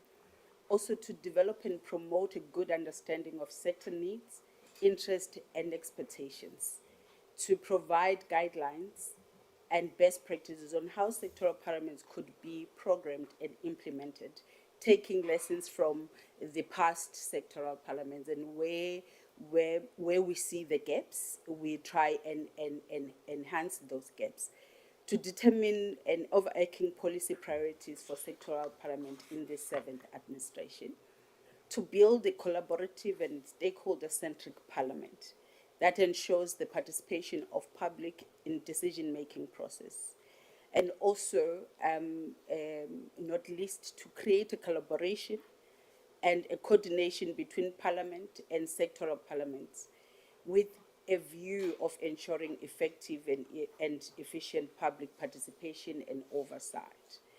And also, maybe perhaps to sponsor even to the committee chair, is that for the multi-party women's caucus to also, when it's developed its programs, to work towards developing collaborative efforts with provincial women's caucuses in the legislative, in the provincial legislatures. In such, then will enhance your programs and making them more broader. And that will take us to even the objective that says that we create a stakeholder-centric parliament. The framework, Chair, it will extend itself internally and also externally. Will include the legislative sector.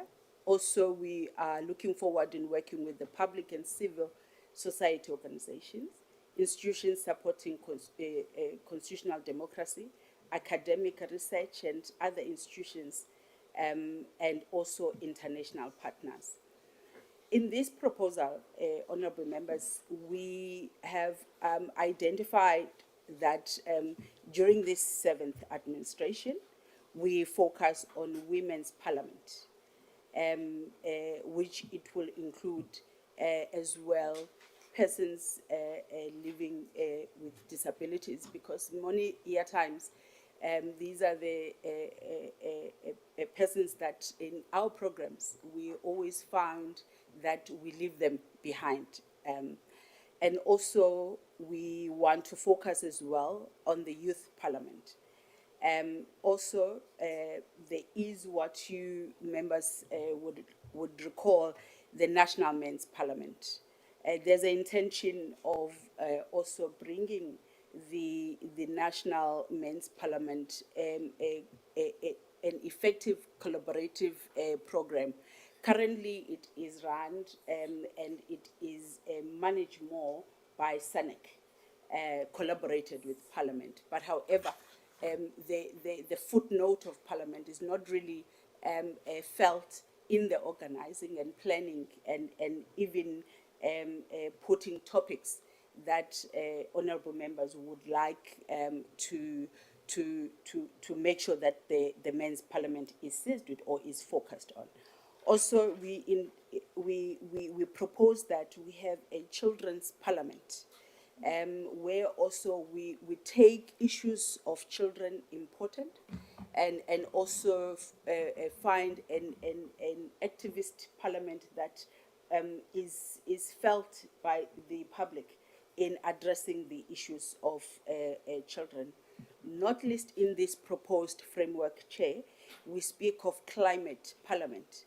And as we are all experiencing the changes and also the effects of climate change, and also we saw that there is a need for Parliament to engage on issues that are affecting our people as large.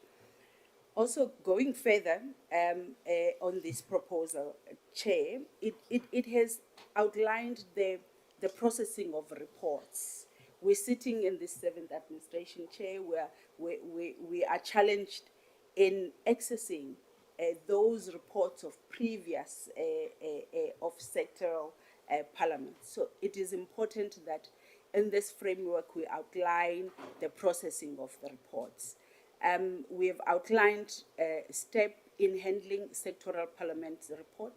These reports emanating from sectoral parliaments must be received within 30 days of the sectoral parliament event. The reports must be submitted and approved by relevant political office bearers. Also, the reports, we highlighted that the tabling and the referral of reports to be tabled in the announcements and tabling and committee reports parliamentary journal, the ATC, and also be referred to the relevant committees. And we also are proposing that there be a committee process where committees to consider the recommendations contained in these reports, and also committees to follow up on the issues that are emanating from the reports. Oversight visits and also departmental briefings, public submissions, petitions, and public hearings, and all the activities that are before the committees. These reports can be facilitated through those platforms. And also, we recommend that the report be considered in the Houses of Parliament, and also those resolutions can be communicated as well to all the relevant executive authority. And also we can have, out of the sectoral engagement, have a important debate that we will see that there's a need for such debates to be in the House. And also, Chair, in closing, what brings us with this draft paper is the planning of the Women's Parliament, which is already programmed in the parliamentary framework for the from 6 till 7 August. The message is the multi-party Women's Caucus will play a vital role in the coordination and planning of the Women's Parliament.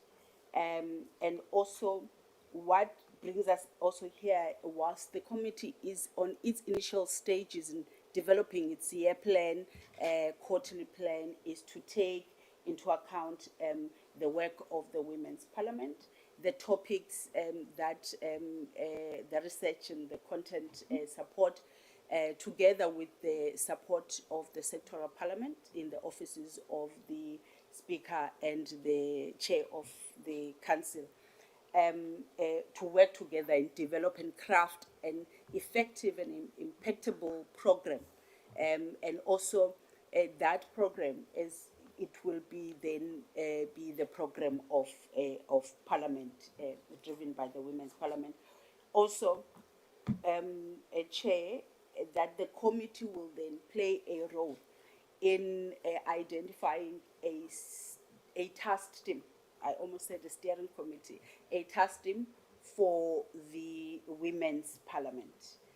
This task team will be chair, will come from the request and the recommendations that the task team comes from all political parties, and championed by the multi-party Women's Caucus.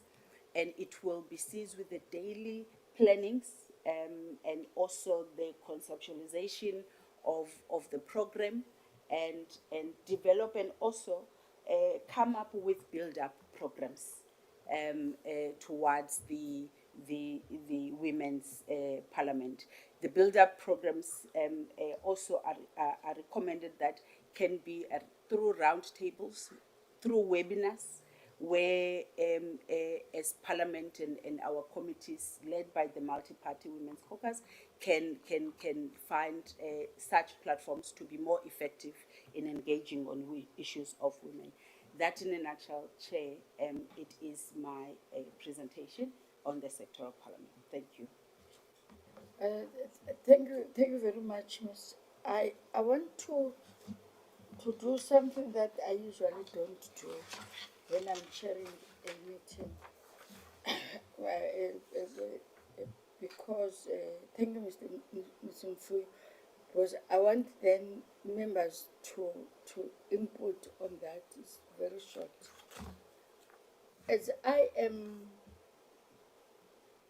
listening to these presentations, both of them, the content of that doesn't, it's so broad and rich that it needs more time. So here we have received reports. We are to, because we've got a responsibility. So I want to, but it doesn't mean that we are not going to ask clarities. Doesn't mean that we are not going to talk on some of the things that are that are raised by the legacy report. And also, I don't know, you didn't talk about, you've given us a TP summit report, or it's a separate thing.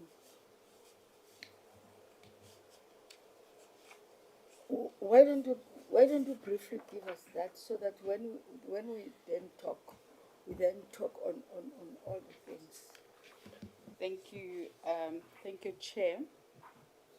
Once again, honourable members, the Office of the Speaker, through the Office of the House Chair, received a request for Parliament to relaunch the South Africa TB Caucus. In the past Parliament, the TB Caucus was launched, and it was also through a House resolution that the two committees of the Portfolio Committee on Health chairperson and the Select Committee on Social Services, the chair, to co-chair the TB Caucus, and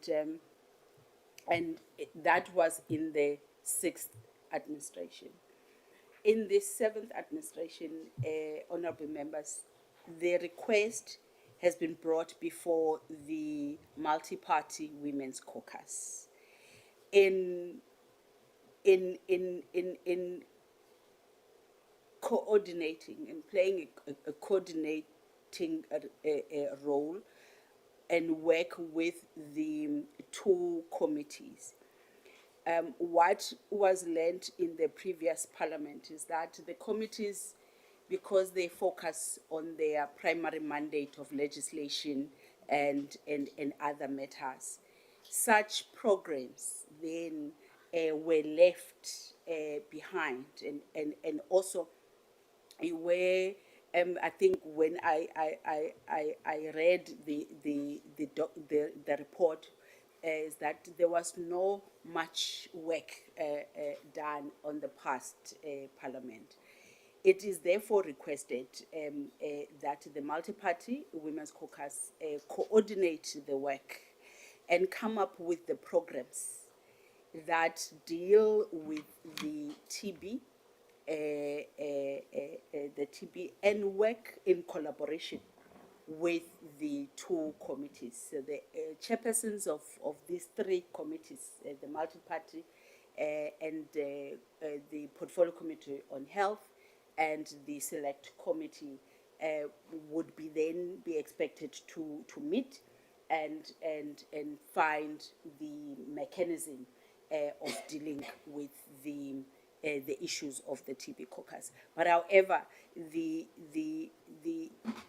launch of the TB Caucus has not been identified yet. What on the 24th of March 2025, it is the World TB Day, and according to the program of Parliament, in the National Assembly in particular, committees will be on oversight. Therefore, because of the congestion in the program of Parliament this current quarter, the program could not make a way for a debate in particular, but there are mechanisms that through the Office of the House Chairperson and also the chairpersons, that perhaps a statement be made, and also a media briefing be planned for the chairpersons. We will maybe perhaps through the chair of the Multi-Party and the identified chairperson, and find a suitable date where that media briefing will be in terms of the Parliament position, the Parliament's views on TB issues. So on the TB Caucus, Chair and honourable members, the request is for the Multi-Party Women's Caucus to take this program and develop programs around, and awareness programs around TB, and also collaborated work with their respective committees. Thank you so much. Thank you very much, Ms. Mfuyo. I will then open for members to ask clarities, but take into consideration what then I have initially put to members for the benefit of Ms. Maki, that we have received quite elaborative, intense reports that we can then sit now and say we're going to develop a, a program. We must have time to go through them and come up exactly, because we are to divide our program according to the term and the quotas and all the things of Parliament. So key issues, just to remind, key among the big elephant is the room, is the day of the meeting. Both, in fact, the day for our meeting, because it is this committee that is, if you've been listening, it is this committee that is going to be doing the work. And also the day for the multi-party caucus. So as you will be then talking, you must also talk into that, and that we have received this today. We can't say we're going to develop a program. We will get clarities and comments, and then begin to say how then are we to move forward. So can I get hands? Honorable Tebekwayo, Honorable Siete. You know, I didn't know how to pronounce your name until I was told. It's my surname. Yours, you, Siate. Oh, okay. Honorable Manri and Honorable Kanyele. I'll be the last. Honorable Tebekwayo. Thank you, Chair. I would like to acknowledge the presentations done, and to say to the chairperson, the responsibilities are now 100 more than what we had before. So it obviously means that taking a decision on the matter of our plan for the 7th Parliament, so that we can include the most important information that was presented now with the new roles that have come on board. It says we have to have a day not virtual but physical, so that we can come up with what needs to be done this year going forward, because it's a planning for 5 years. We can't honestly be able to say we can be able to engage on this matter now, but we can suggest a day and do that, because we can't leave any of those important informations that were mentioned, and we can't overlook even a single of them. All of them has to be taken into consideration in our planning. So I agree with you that we need time, the day specifically, and that. And I also agree with you to say that during the 6th Parliament, we struggled with days where we can have a simple meeting with women. It was a big issue, including the steering committee. Most of the time we would do it virtual, and virtual interaction is not the same as the physical one, where we can engage and also put our honest feelings in what we are saying or doing. So coming up with a tentative one after sharing different days of our meetings to say the possible date would be this one, and with the multi-party caucus, everybody, it would always remain a problem, because saying we can meet during lunchtime, that won't be possible.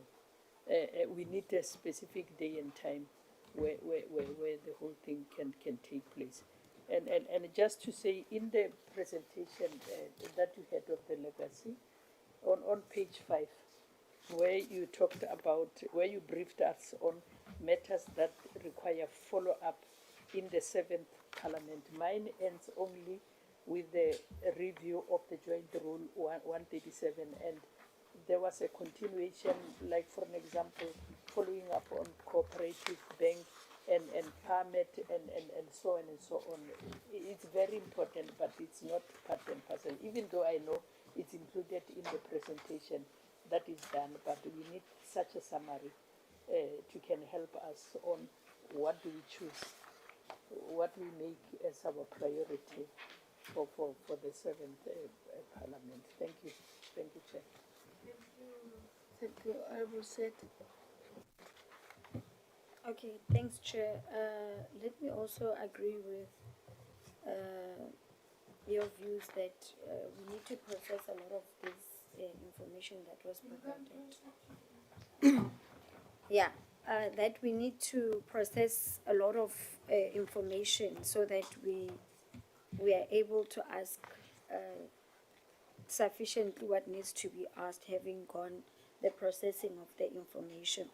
But also, in order for us to plan and to have those brainstormings sessions with regards to our main mandate and how are we quarterly going to share these tasks and streamline the work, I think it's very important that we get the depth understanding of what is our role and what powers and functions the steering committee has. So one of I'd say a contrast that I identified here would be to say, in your presentation, ma'am, you said that our mandate does not necessarily have a set oversight or hold the executive accountable. Then also, there was also a suggestion, or in one of the follow-ups that in these reports that was said that there was a formulation from the previous steering committee that we must have a gender responsive oversight, team. So that is a serious contrast. We're going to find ourselves all over, and I suspect that's what happened in the last steering committee. So if there's anything that personally I would not want is to participate in a committee and be part of a collective that with no powers, but it's just a collective that is seen everywhere. It's a collective that wants to hammer on things. It's a collective with rich content, like how our content advice has also outlined some of these struggles and all of the work that was done by the previous steering committee. But I think it's very important, Chair, that we are clear with what is our mandate when we are doing say for instance we want to be serious about this view, this suggestion. It's a continuous baiting that we are supposed to have and follow and take it with us. How do you have that gender responsive oversight execution plan done? Because it's an actionable thing. You need to put dates, you need to put timelines there. Which door are we going to knock and we are going to be welcomed and we are going to make decisions? We're not going to make decisions because no executive is going to take us serious. But we need that outlined and detailed. We need to know how, when we conduct oversight. For instance, we know that there's a women and children's court. I would like to believe we would find ourselves a lot more there, because that is a grouping. Women and children are groupings that are vulnerable. They are groupings that have no voice to speak on their behalf and to highlight and hammer on their issues, their struggles, everyday operations, and how they are looked down on. But when we knock the door of that court, who are we? What functions who's protecting us? How do we also make sure that we protect the office of the speaker? Just because she's a woman, she must not also be insulted to say there she is bullying because she wants to use the whole gender card out, and now she's bullying institutions of the state. They walked in there, they are conducting an oversight that is unauthorized. We are not sure, even Parliament can't speak who they are. They also don't understand their roles and functions. So I have a lot more to say on oversights of significance, oversights that may have been not been looked into, but we need to be critical of when we kick doors and break windows, do we have the powers and functions to do that and to be heard and listened and eventually take decisions that will lead agendas of transformation and gender transformation in this country? Thanks, Chair. Honorable Martin. Thank you very much, Chairperson. Greetings to everyone, colleagues, and our respective officials amongst us. There is a lot, Chairperson and colleagues. There is a lot. Oh, I really agree with the Chairperson when saying we should be serious. We've got to take ourselves serious so then other people can take us serious. You've got to start here at home, the way you behave as a woman.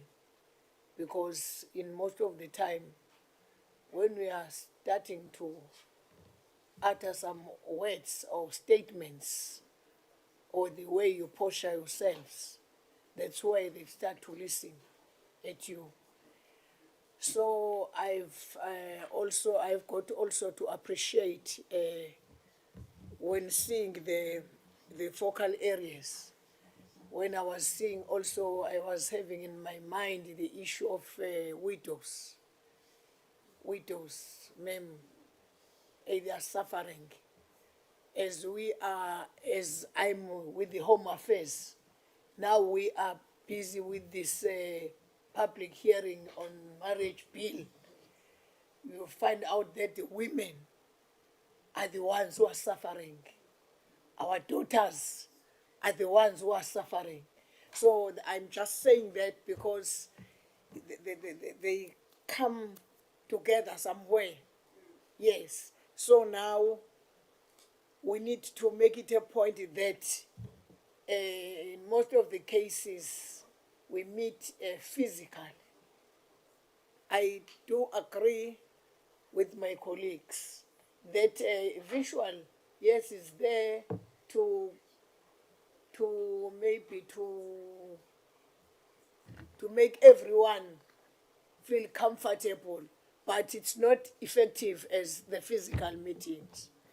Yeah, so ma'am, I really agree with the issue of saying that 15 members out of the many, it's too little. Because the women, they are good in saying, hey, women are not being respected. Women, and who are the most, the huge group as women. Yeah, but when it comes to practices, you find out that most of them, they keep on apologizing. They are always apologetic after all. This belongs to them. Thank you so much. But I really appreciate the presentation. Presentations, no. We'll make it a point that Chairperson won't disappoint you. Thank you. Thank you. Honorable Kanyile. Thank you very much, Chairperson. Chairperson, I also welcome the presentations that are before us today. I have been covered by my colleagues that have spoken before me, and I also have a few matters that I think I want to raise and reiterate as well.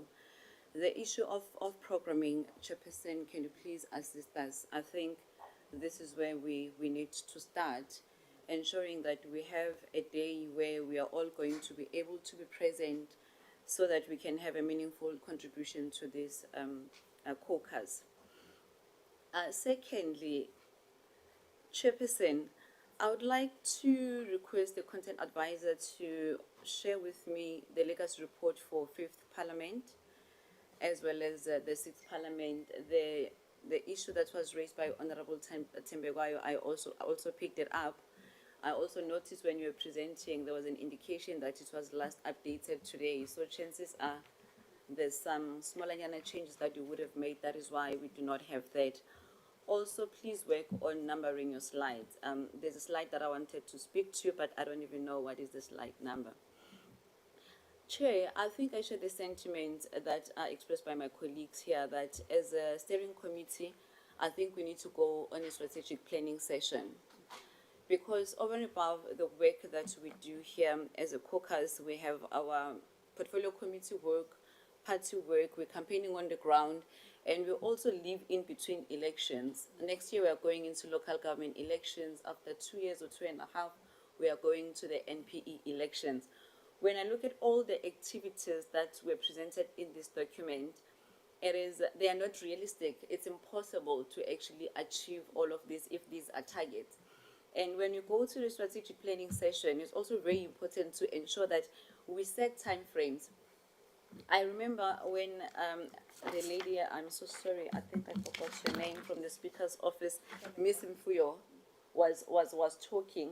She indicated that I think there were some activities that were not implemented. I think it was the SATB program.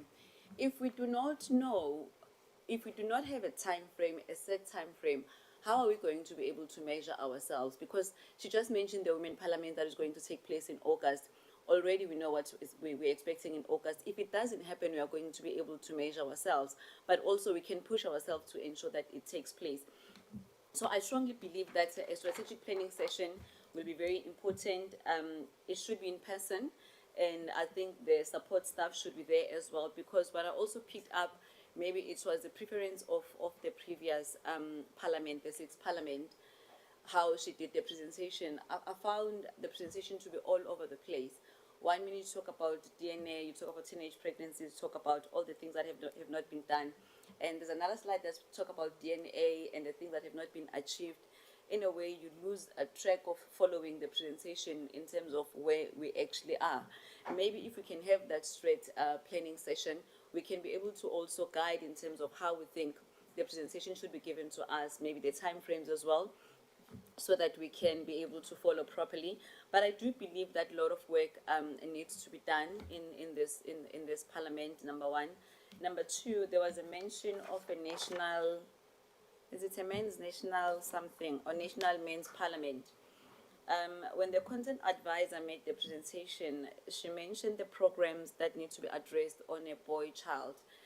Maybe that program, we can take it to men, allow men to deal with issues that are concerning a boy child, and here and there we can be able to assist. But I've picked up in most communities, especially where we deal with behavioral challenges, some of our boys, they cannot hear us, but they're able to hear the male voice. So maybe, I am not saying we cannot speak to them, but we need to bring men on board as well, while we also try to find solutions to GPV and teenage pregnancies as well.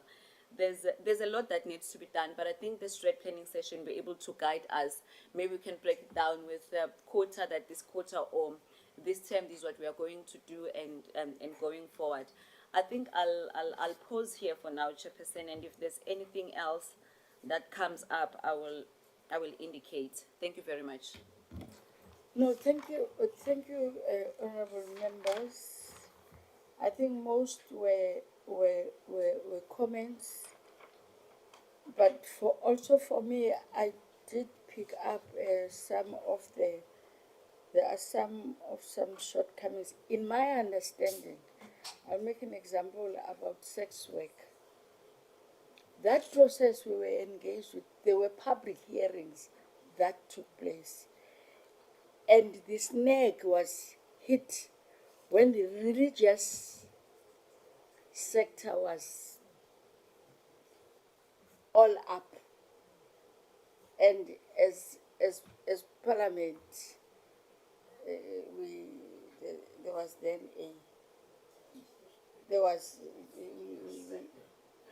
Sotuga. I remember EFF at the time used to be very, both the EFF and the ANC, but hey, this thing of the religious, and then it was handled with kitty gloves. So we are going to be dealing with something that in this track plan, I agree, I hear that, is that how do we look into this? The second thing is I think Honorable Siate is touching, and I hope Ms. Giba has also listened and she will correct me if I'm wrong. Honorable Siate is touching on the mandate. But on that, the unintended consequence is to amend the rules. Because Parliament is about rules. It's to amend the rules. And in the steering committee, we have, I'm sorry, in the, what's this that you're talking about? This yeah, the session that we're going to have, we'll then have to look into this strategic session. Because for now, I will say we don't have teeth as a portfolio committee. Maybe it's one of the things that we are not taken serious. So we must go back. Why was a decision of having a multi-party women's caucus at the time? So that we are then able, because all these things, if we are going to have to push to the programming and the rules committee. So I want us to understand that we're not talking about small things here. Here we are transforming. We are transforming the institution. I hope that we understand. We are transforming the institution. So we will have to understand that, yes, when we will be going to, you make an example about the court, we will piggyback with the Department of Justice for now as the multi-party women's caucus until there is a discussion in the rules committee, until we are taken into, is reflected into confidence why there was this and why it was then called it is still it must be a caucus with teeth. It must be a structure that is able. So that's why Nova by 15 is the first thing that I ask her. Caucus only 15, looking into the number of women that are here. So it also reflects whether the strike pen or induction English is a Queen's language. We are to be inducted, but in that induction, we are to raise issues. We have to be We have to assert ourselves, but in asserting ourselves, we need not be arrogant or hostile, but we have to assert ourselves because we are not talking about us. We are representing millions of women that are out there in the country.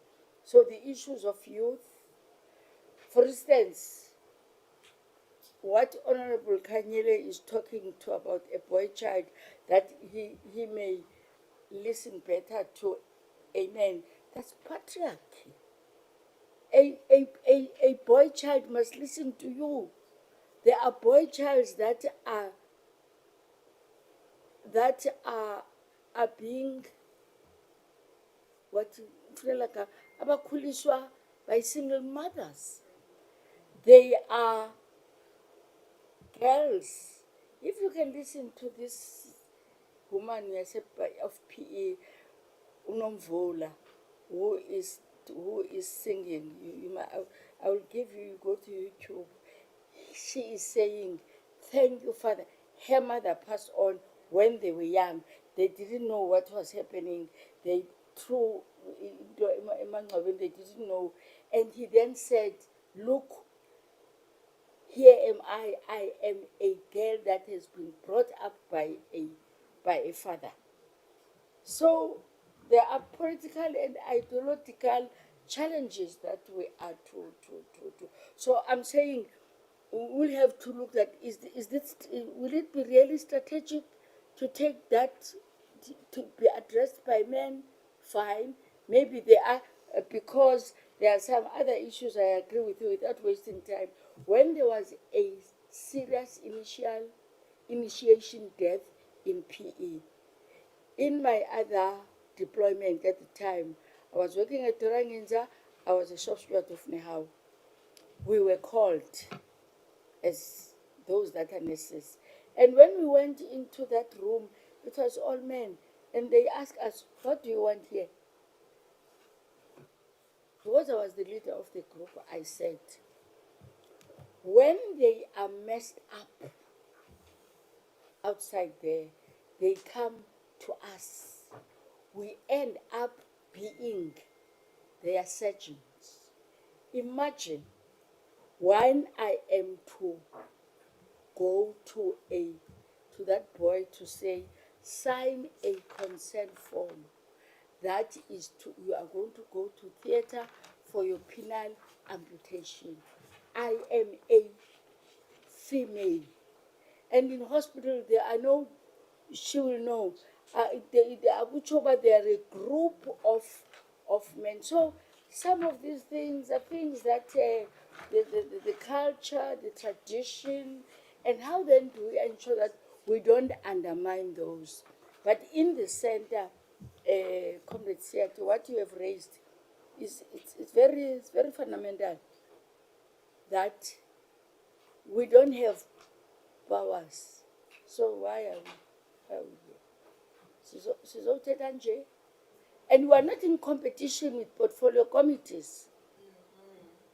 I think that must be known. We are not in competition with portfolio committees, but for now, we will piggyback to portfolio committees. For now, we are allowed.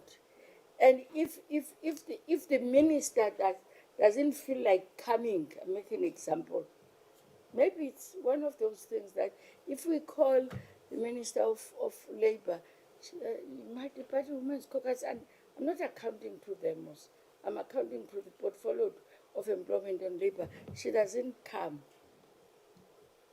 Are we going to take her to the leader of government business? We can't, because we are not a portfolio committee, but we do want to make our work. So is this the time, the days, and the issue of quorum. Even now, Miss Kiba, even now we must, even before that this number is extended, this thing of 15 is a joke. Seriously? We are more than how many? We're more than, no, I mean women. In 87, 89, between 87 and 80. Women. That's what I'm responding. Yes. What is the actual number? 245. Your 245. And then a quick decision can be taken by 15 people. Both women, from both houses. And a decision can be taken by 15 women. It's a joke. But in the center of that, we must take our work serious. I want to make then a proposal that says, we have received this, we can't, we are giving you more work, we are agreeing, you are here, we are going to make an application, either it's a track plan or an induction, full day, we are taken through, you are going to be there, we raised some of these issues, and then in that, then we develop a program here too for but within that, knowing that now we are told the Women's Parliament in August. I see there are two hands before you, Ms. Giba, so that you take also. I see Honorable Kanyile's hand. Yeah, okay. Thank you very much, Chairperson. Chair, through you, considering that this legacy report is forwarded to the current Parliament, when Ms. Mpela, I'm sorry, apologies if I'm not pronouncing it correctly, Mpapela was giving her presentation, she read the legacy report and went on the other one where she tried and explain some of the activities that were implemented and the ones that were outstanding. What I want to request, Chair, through you, is that maybe when we meet again, she adds another column here. Next to these targets or activities, she just mentions here exactly if it has been achieved or not achieved, so that we can know exactly where do we begin in the current parliament. Thank you very much. No, I think that is fair enough. And that issue of Ms. Papela, you'll have, unfortunately, you'll then have to go back and there must be a sequence, a flow in the document. So that when we meet, at least we get a document that is then a bit tidied up. Ms. Giver? Thank you very much, Chairperson. I just wish to remind the chair about the requests that were done by the bigger multi-party caucus when in their last meeting. There were two issues that were raised in that meeting, Chair. The first one was the issue of a possible change in the rules with regard to the number of steering committee members, considering the number of women parliamentarians. That is one. Then the second one was the request for the committee to identify a specific day a specific day in a week by when the steering committee and the multi-party caucus would meet, and that day should be a day that will be accommodative of all the members, not a Friday or whatever day or whenever there's a sitting. So, Chairperson, in this meeting, there are more issues related to the review of the joint rules that are coming up.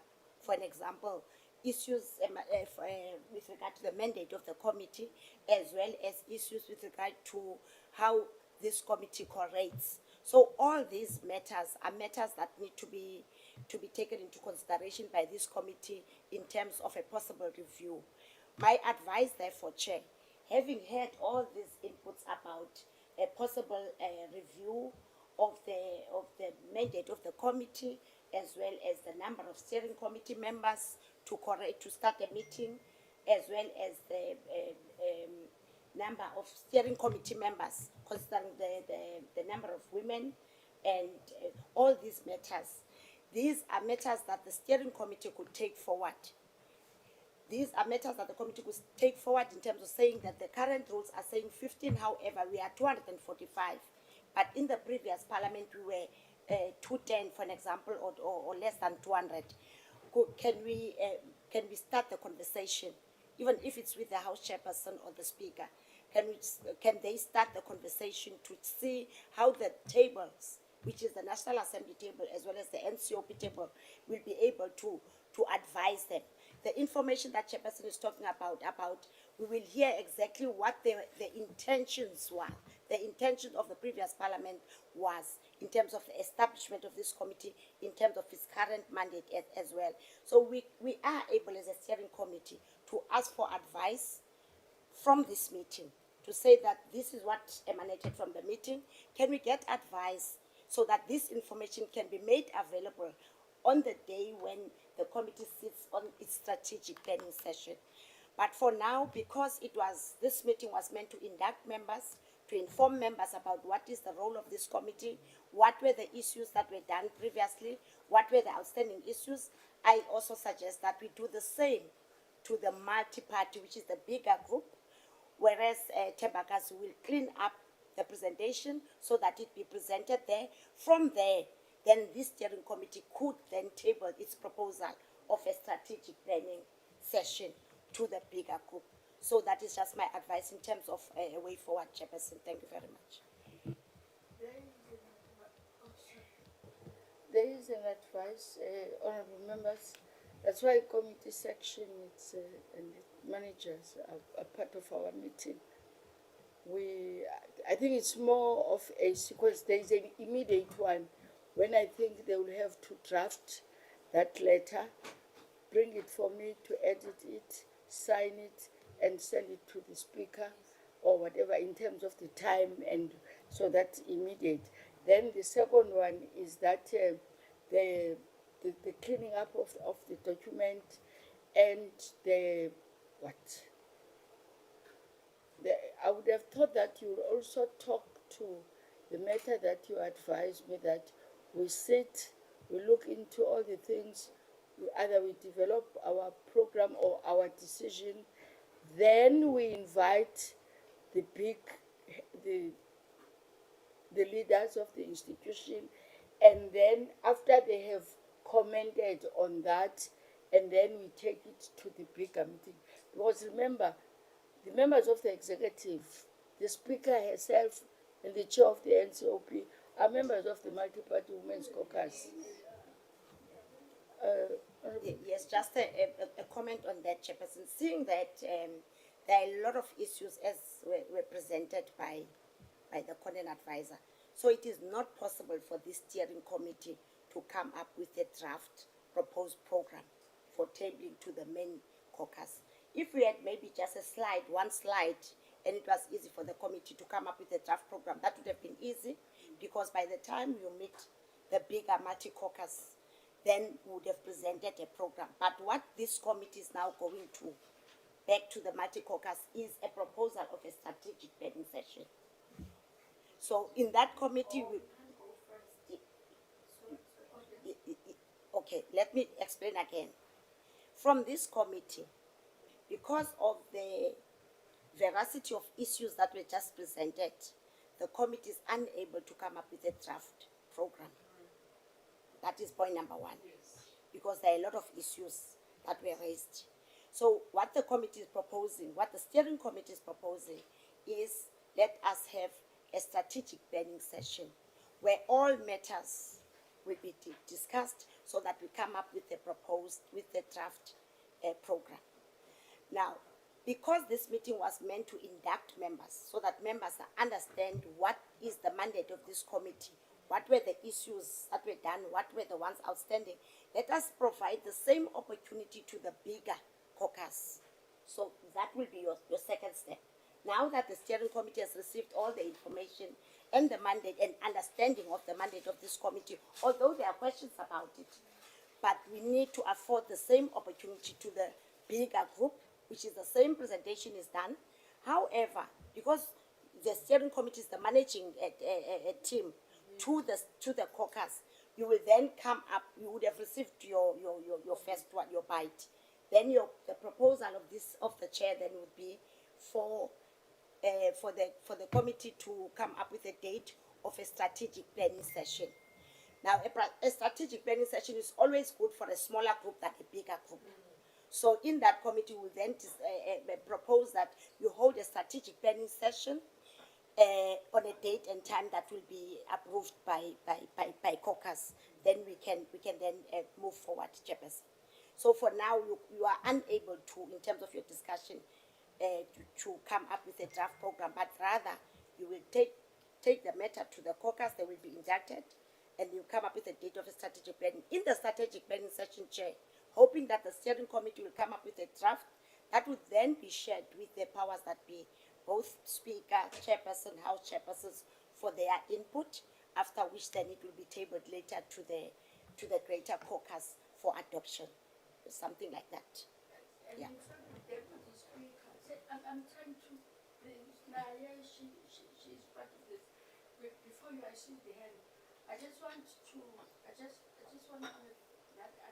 understanding that which one comes first. Because there is an immediate thing that we must talk about, the date, Meeting date. the meeting date and the days. That is immediate. That we are coming up with, in line with what was said in our broader meeting. So that is immediate. Then you are then saying we must then take the presentations to the bigger caucus.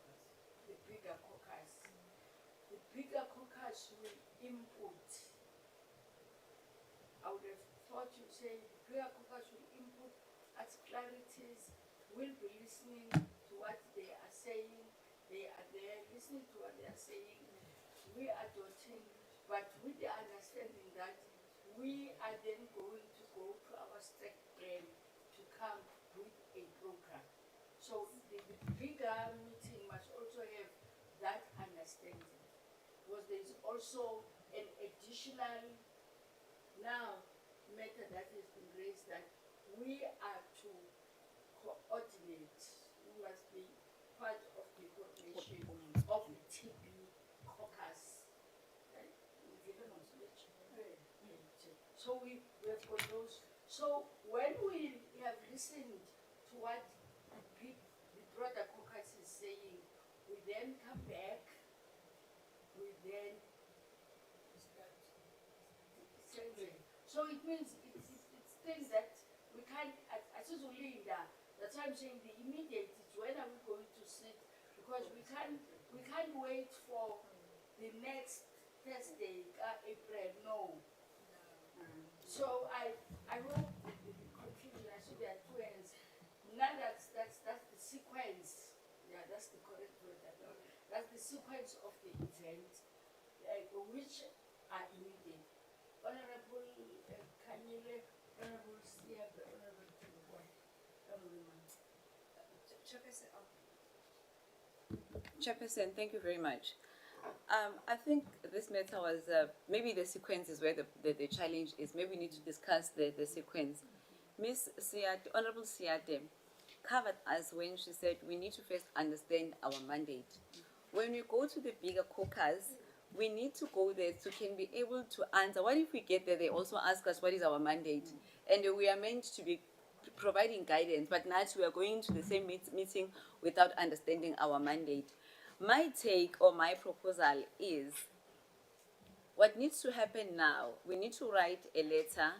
I think you said it needs to go to the office of the speaker or to Honorable Frolic to inquire about increasing the number of the steering committee, number one.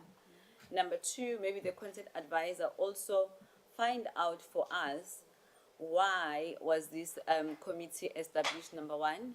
Number two, how did they arrive at having only 7 members of the steering committee constituted, so that we can maybe have a guide in terms of how we need to structure our recommendation, that we need the number to be increased, number one. Number two, it is the issue of programming. Issue of programming, we are all in agreement that there must be one day that is going to accommodate all members of the caucus, because Thursday is not working for all of us. On Thursday, we are all having caucus meetings. So we need to look at another day, an alternative day that is going to accommodate all of us. And then after these two have happened, we then need to decide if we are going to speak to have a meeting with the NCOP chairperson, the speaker and the deputy speaker before we go to our strat planning, or we start with the strat planning. And if we start with the strat planning, then it will mean after the strat planning, then we're going to have a meeting with the speaker, the deputy speaker, and the chairperson of the NCOP. Maybe in that meeting we would have received also the responses regarding the programming and the issue of increasing the number of steering committees. We then discuss it with them. When we go to a bigger caucus, we go there, we are already armed. We know exactly what we are going to inform them about. If there is any questions, we also would have been capacitated to be in a better position to respond to them. I think that is how I view it, colleagues. Thank you very much. I don't want to say it in identity. Look at here. Honorable Sir. Malibongwe. So, what I'm going to say, what I was about to say has been covered by Honorable, I didn't catch your name, Kanyile. In a nutshell, for a person that is taking minutes, this steering committee has identified jurisdiction problems, barriers. Therefore, we are unable to plan anything. We are cautioned by what we are able to do, what we are unable to do. For us to be empowered as such, she mentioned where we need to go, so that by the time we say we want to plan 3, 7, and 8, caucus, let's discuss it. What do you think? Or what do you think of this approach and the recommendations we would have been empowered with from the jurisdiction houses? That is, Honorable Kanye said, the chair of chairs, the speakers, all of them will have to. I think we need to discuss if we are going to Where? meet them before the strategic Order. Oh, it's dialogue now. Sorry, Chair. So I think we basically have been covered. We are unable to go to a bigger caucus because we don't have much answers. We have jurisdiction problems and various limitations. We have a lot that we want this caucus to do. We are excited, but we don't want to be useless because we don't want to knock on wrong doors and break wrong right windows, entering wrong doors. Honorable Tebegwe. Thank you, Chair. I think I can't say a lot because whatever I needed to say has been said. But so that the reason why the program must be followed as it is before we go and meet everybody, it's to avoid us asking, being part of the people who ask questions. Yes. I mean, we are a steering committee. Imagine a steering committee member asking a question about all those things that we discussed in here. We want to avoid that and support where it's possible. So let's get our record right and see them when we are clear. Thank you. Honorable Mark. Thank you, Honorable Chairperson. Thank you, my colleagues. You've alluded a lot. No, mine was in my mind. I was just trying to inquire the number of the quorum for the huge or for the bigger, it's a multi-party caucus, yeah. I was having in my mind that 15 is too minimal because the women have a huge number in parliament. 15. For the this seven, which is the steering committee, I don't have a problem because I've been the member of this multi-women's caucus in the municipality. We were having the chairperson, the deputy chairperson, and the secretary, and the one which was used to be an additional member. Because if the group, I was thinking that because we didn't inquire that, it was easy to work with a smaller number. I was having that in mind. So that is why I was just saying we've got at least to try the avenues how can we increase the number from 15, not for that one, the 7, because that will mean we should go down to the municipalities. That means we are not going to work now. We're still dealing with the issue of increasing the number of the steering committee, because it's not us all, only us. It's even in the municipalities, it's happening.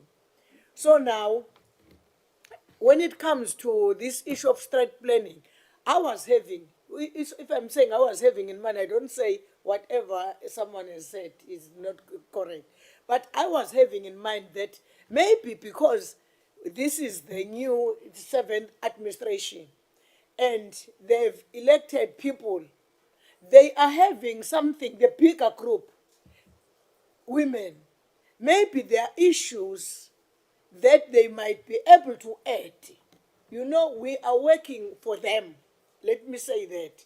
Whatever we're doing, we've got to make it a point that they are happy for what we are doing. If they add something, then we'll take those things or those issues with us when we'll be going for strategic planning. So now when we'll be tackling that, the things that or the planning or what we have planned for this, let me say the term, no one will keep on saying, hey, but if maybe they added this. Like what I was saying, I was talking about the widow. Maybe there are other things that they can add. In the issue of what we have said, girl child and the boy child, maybe now that having that in mind, as the chairperson has said, that there are women who have brought up their boys. You can be married to a man, but maybe you can say something that your boys can listen to. Yes. So now I was having that in mind that maybe before we go for straight plan, let's have something from those bigger groups which will be included in that strategic planning, because you know we are here for them. Thank you. I'm not going to open this debate now. Nancy, this is then what we're going to do. I think what Honorable Tembekwayo said was very, if we're listening to it, was very profound. That we are going to go to a bigger meeting to ask questions ourselves. Because so we must be inducted Tina Kala, so that when we go there we are able to provide leadership. We are able to provide leadership. I think, Ms. Kiba, we are going to make an application for induction, and we are not implying that what you have tell us it's not sufficient, but in you raising some of these things came up very fundamental and profound things that then the leadership, whoever is going to induct us, so that when we then go, because we have got that responsibility, when we then go and table, that's why I said we listen to all the things that they are then going to say, and we then come and say, by that time, people that are here, they know, they draft, they come to us, they say, Nancy drafting, we accept it, the program of the draft, we call another meeting for the big up meeting, and we're done. But now, we're requesting the committee section to make an application for induction, which day, because we must be physical and we must be present. Which day do you think it's right will be? Now I was going to suggest, I don't know, it depends with them, because Tuesday, Wednesday, Thursday is quite problematic. We sacrifice a Friday for induction. We sacrifice a Friday, the whole day we're here.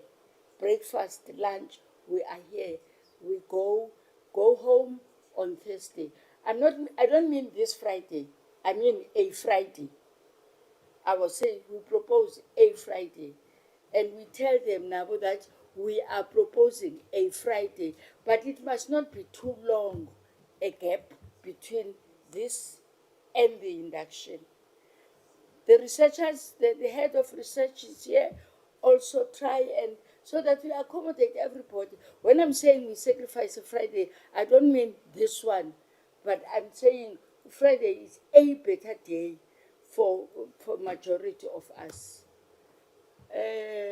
Ms. Mfuyo, Ms. Giba, on a day, what we have agreed says we induct.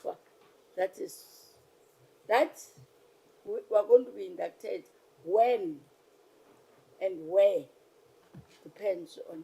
Thank you, Chair. I think the sequence you have outlined in your summary. My hand, Chair, is to take you through the program of Parliament in identifying that day. We would leave this week, Chair. Then the following week committees are conducting oversight. And some of the honorable members here belong to committees that we have already, through our office, approved their oversight visit. Chair, then we fall into the last week of this quarter, which is quarter one, which starts on the Tuesday, the 1st of April. We have a fiscal framework on Wednesday, and also Thursday, which ordinarily in the past Parliament, Thursdays were allocated to the broader multi-party caucus. But again, maybe during that strategic plan, it is one of the discussions that you must have, if ever. Does that still really give the adequate time? Because that Thursday you share it with caucuses, but how it's programmed is that one Thursday will be given to the multi-party caucus. Then there will be no political party caucuses taking place. Then it becomes critical, Chair, that the 4th of April, it's committee day, it's a Friday. You identify that day for your strategic plan. However, Chair, you must have a draft program out of that strategic plan, which then must be submitted to the office of the House Chairperson to approve.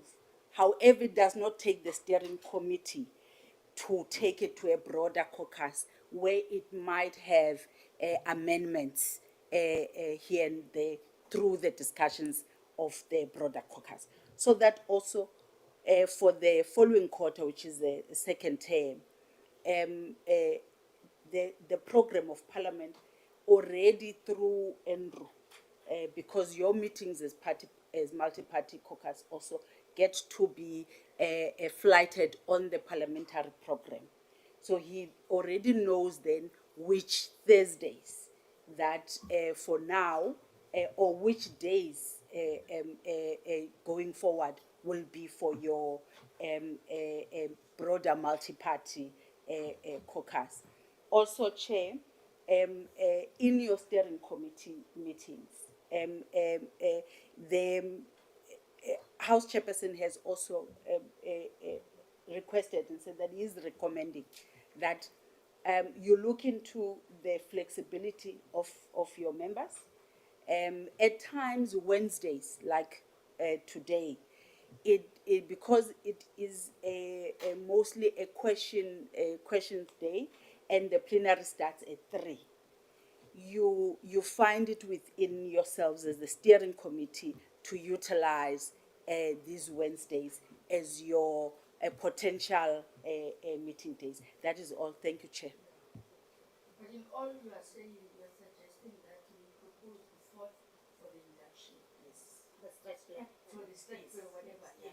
Yes, I think I'm covered, Chairperson. Just to also remind the committee that in terms of the mandate of the committee, there might be a query from our discussions here in the committee. However, the current mandate of the committee is clearly reflected in the joint rules. So it must not be as if there is no mandate or there's a question about it. At this point in time, the mandate in terms of the joint rules is very clear.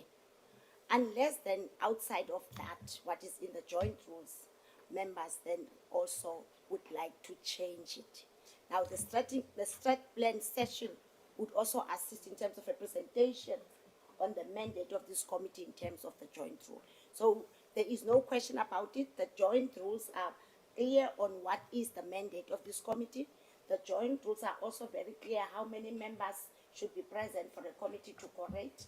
So if in the strat planning session, if we agree that the strat planning session of the steering committee will be on the 4th of April, that presentation could also be tabled so that the steering committee could maybe propose a possible review of what is there. I just wanted to make sure that there is a mandate and it's clear because the joint rules have not yet been changed. Thank you. Sorry, Chairperson, I know I shouldn't be speaking in this meeting, but I think that it's key for me that the mandate is actually the critical issue. And I agree with Ms. Gibber that the strat planning session is a brilliant opportunity to sort it out as the steering committee. What I'm going to suggest, this little document that I distributed to you sets out a little bit on the current mandate in terms of the rules, as well as the different legislatures and their mandates. And you'll see that they're all more or less the same. The problem is the wording is quite vague. And in implementation of the mandate, my understanding is that different multi-party women caucuses over different parliamentary terms have done slightly different things, and that's where the confusion happens. I think that I think that certain people need to be invited. Well, first of all, no, I think the administrative staff need to do some work on that as a starting point in preparation for the strat plan. So I will get the person who drafted this document, who's Crystal Chairperson, who you know from the PC on women, to get her to input, and possibly even Joy Watson, who was the senior researcher for the Multi-Party Women's Caucus in years gone by, to see together with the content advisor, and then, I don't even think other people are necessary, to just get a clearer sense of what it means and what it means in terms of implementation. I can already see, I don't take time because I know the meetings go, but I'm already seeing, for example, doing oversight over a department like, let's just say, health over sanitary products or whatever, versus the development of an oversight framework that's gender-based, that the caucus can motivate to be used in portfolio committees and select committees, are two very different things.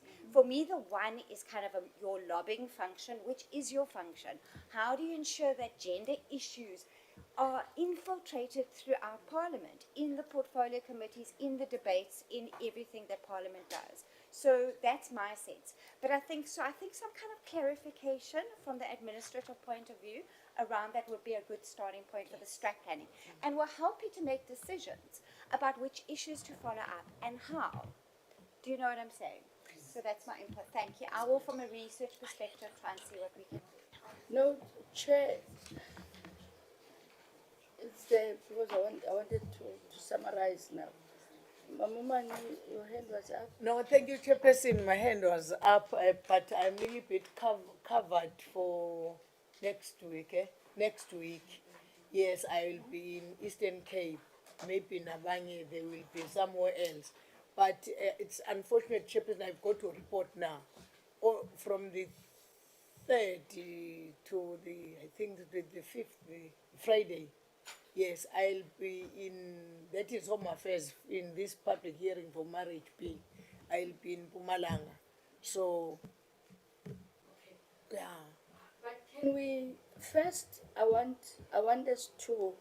I think what was raised by Honourable Siapimi's story was quite important. It is in that context when I said, for now, we will work as what the joint rules are saying. I learned it the hard way when the speaker asked me that question, which was a rally. But we are agreeing that we are going to go for induction. I'm sorry, for strat plan. I know that we belong to other committees, Mamumani, so you will have to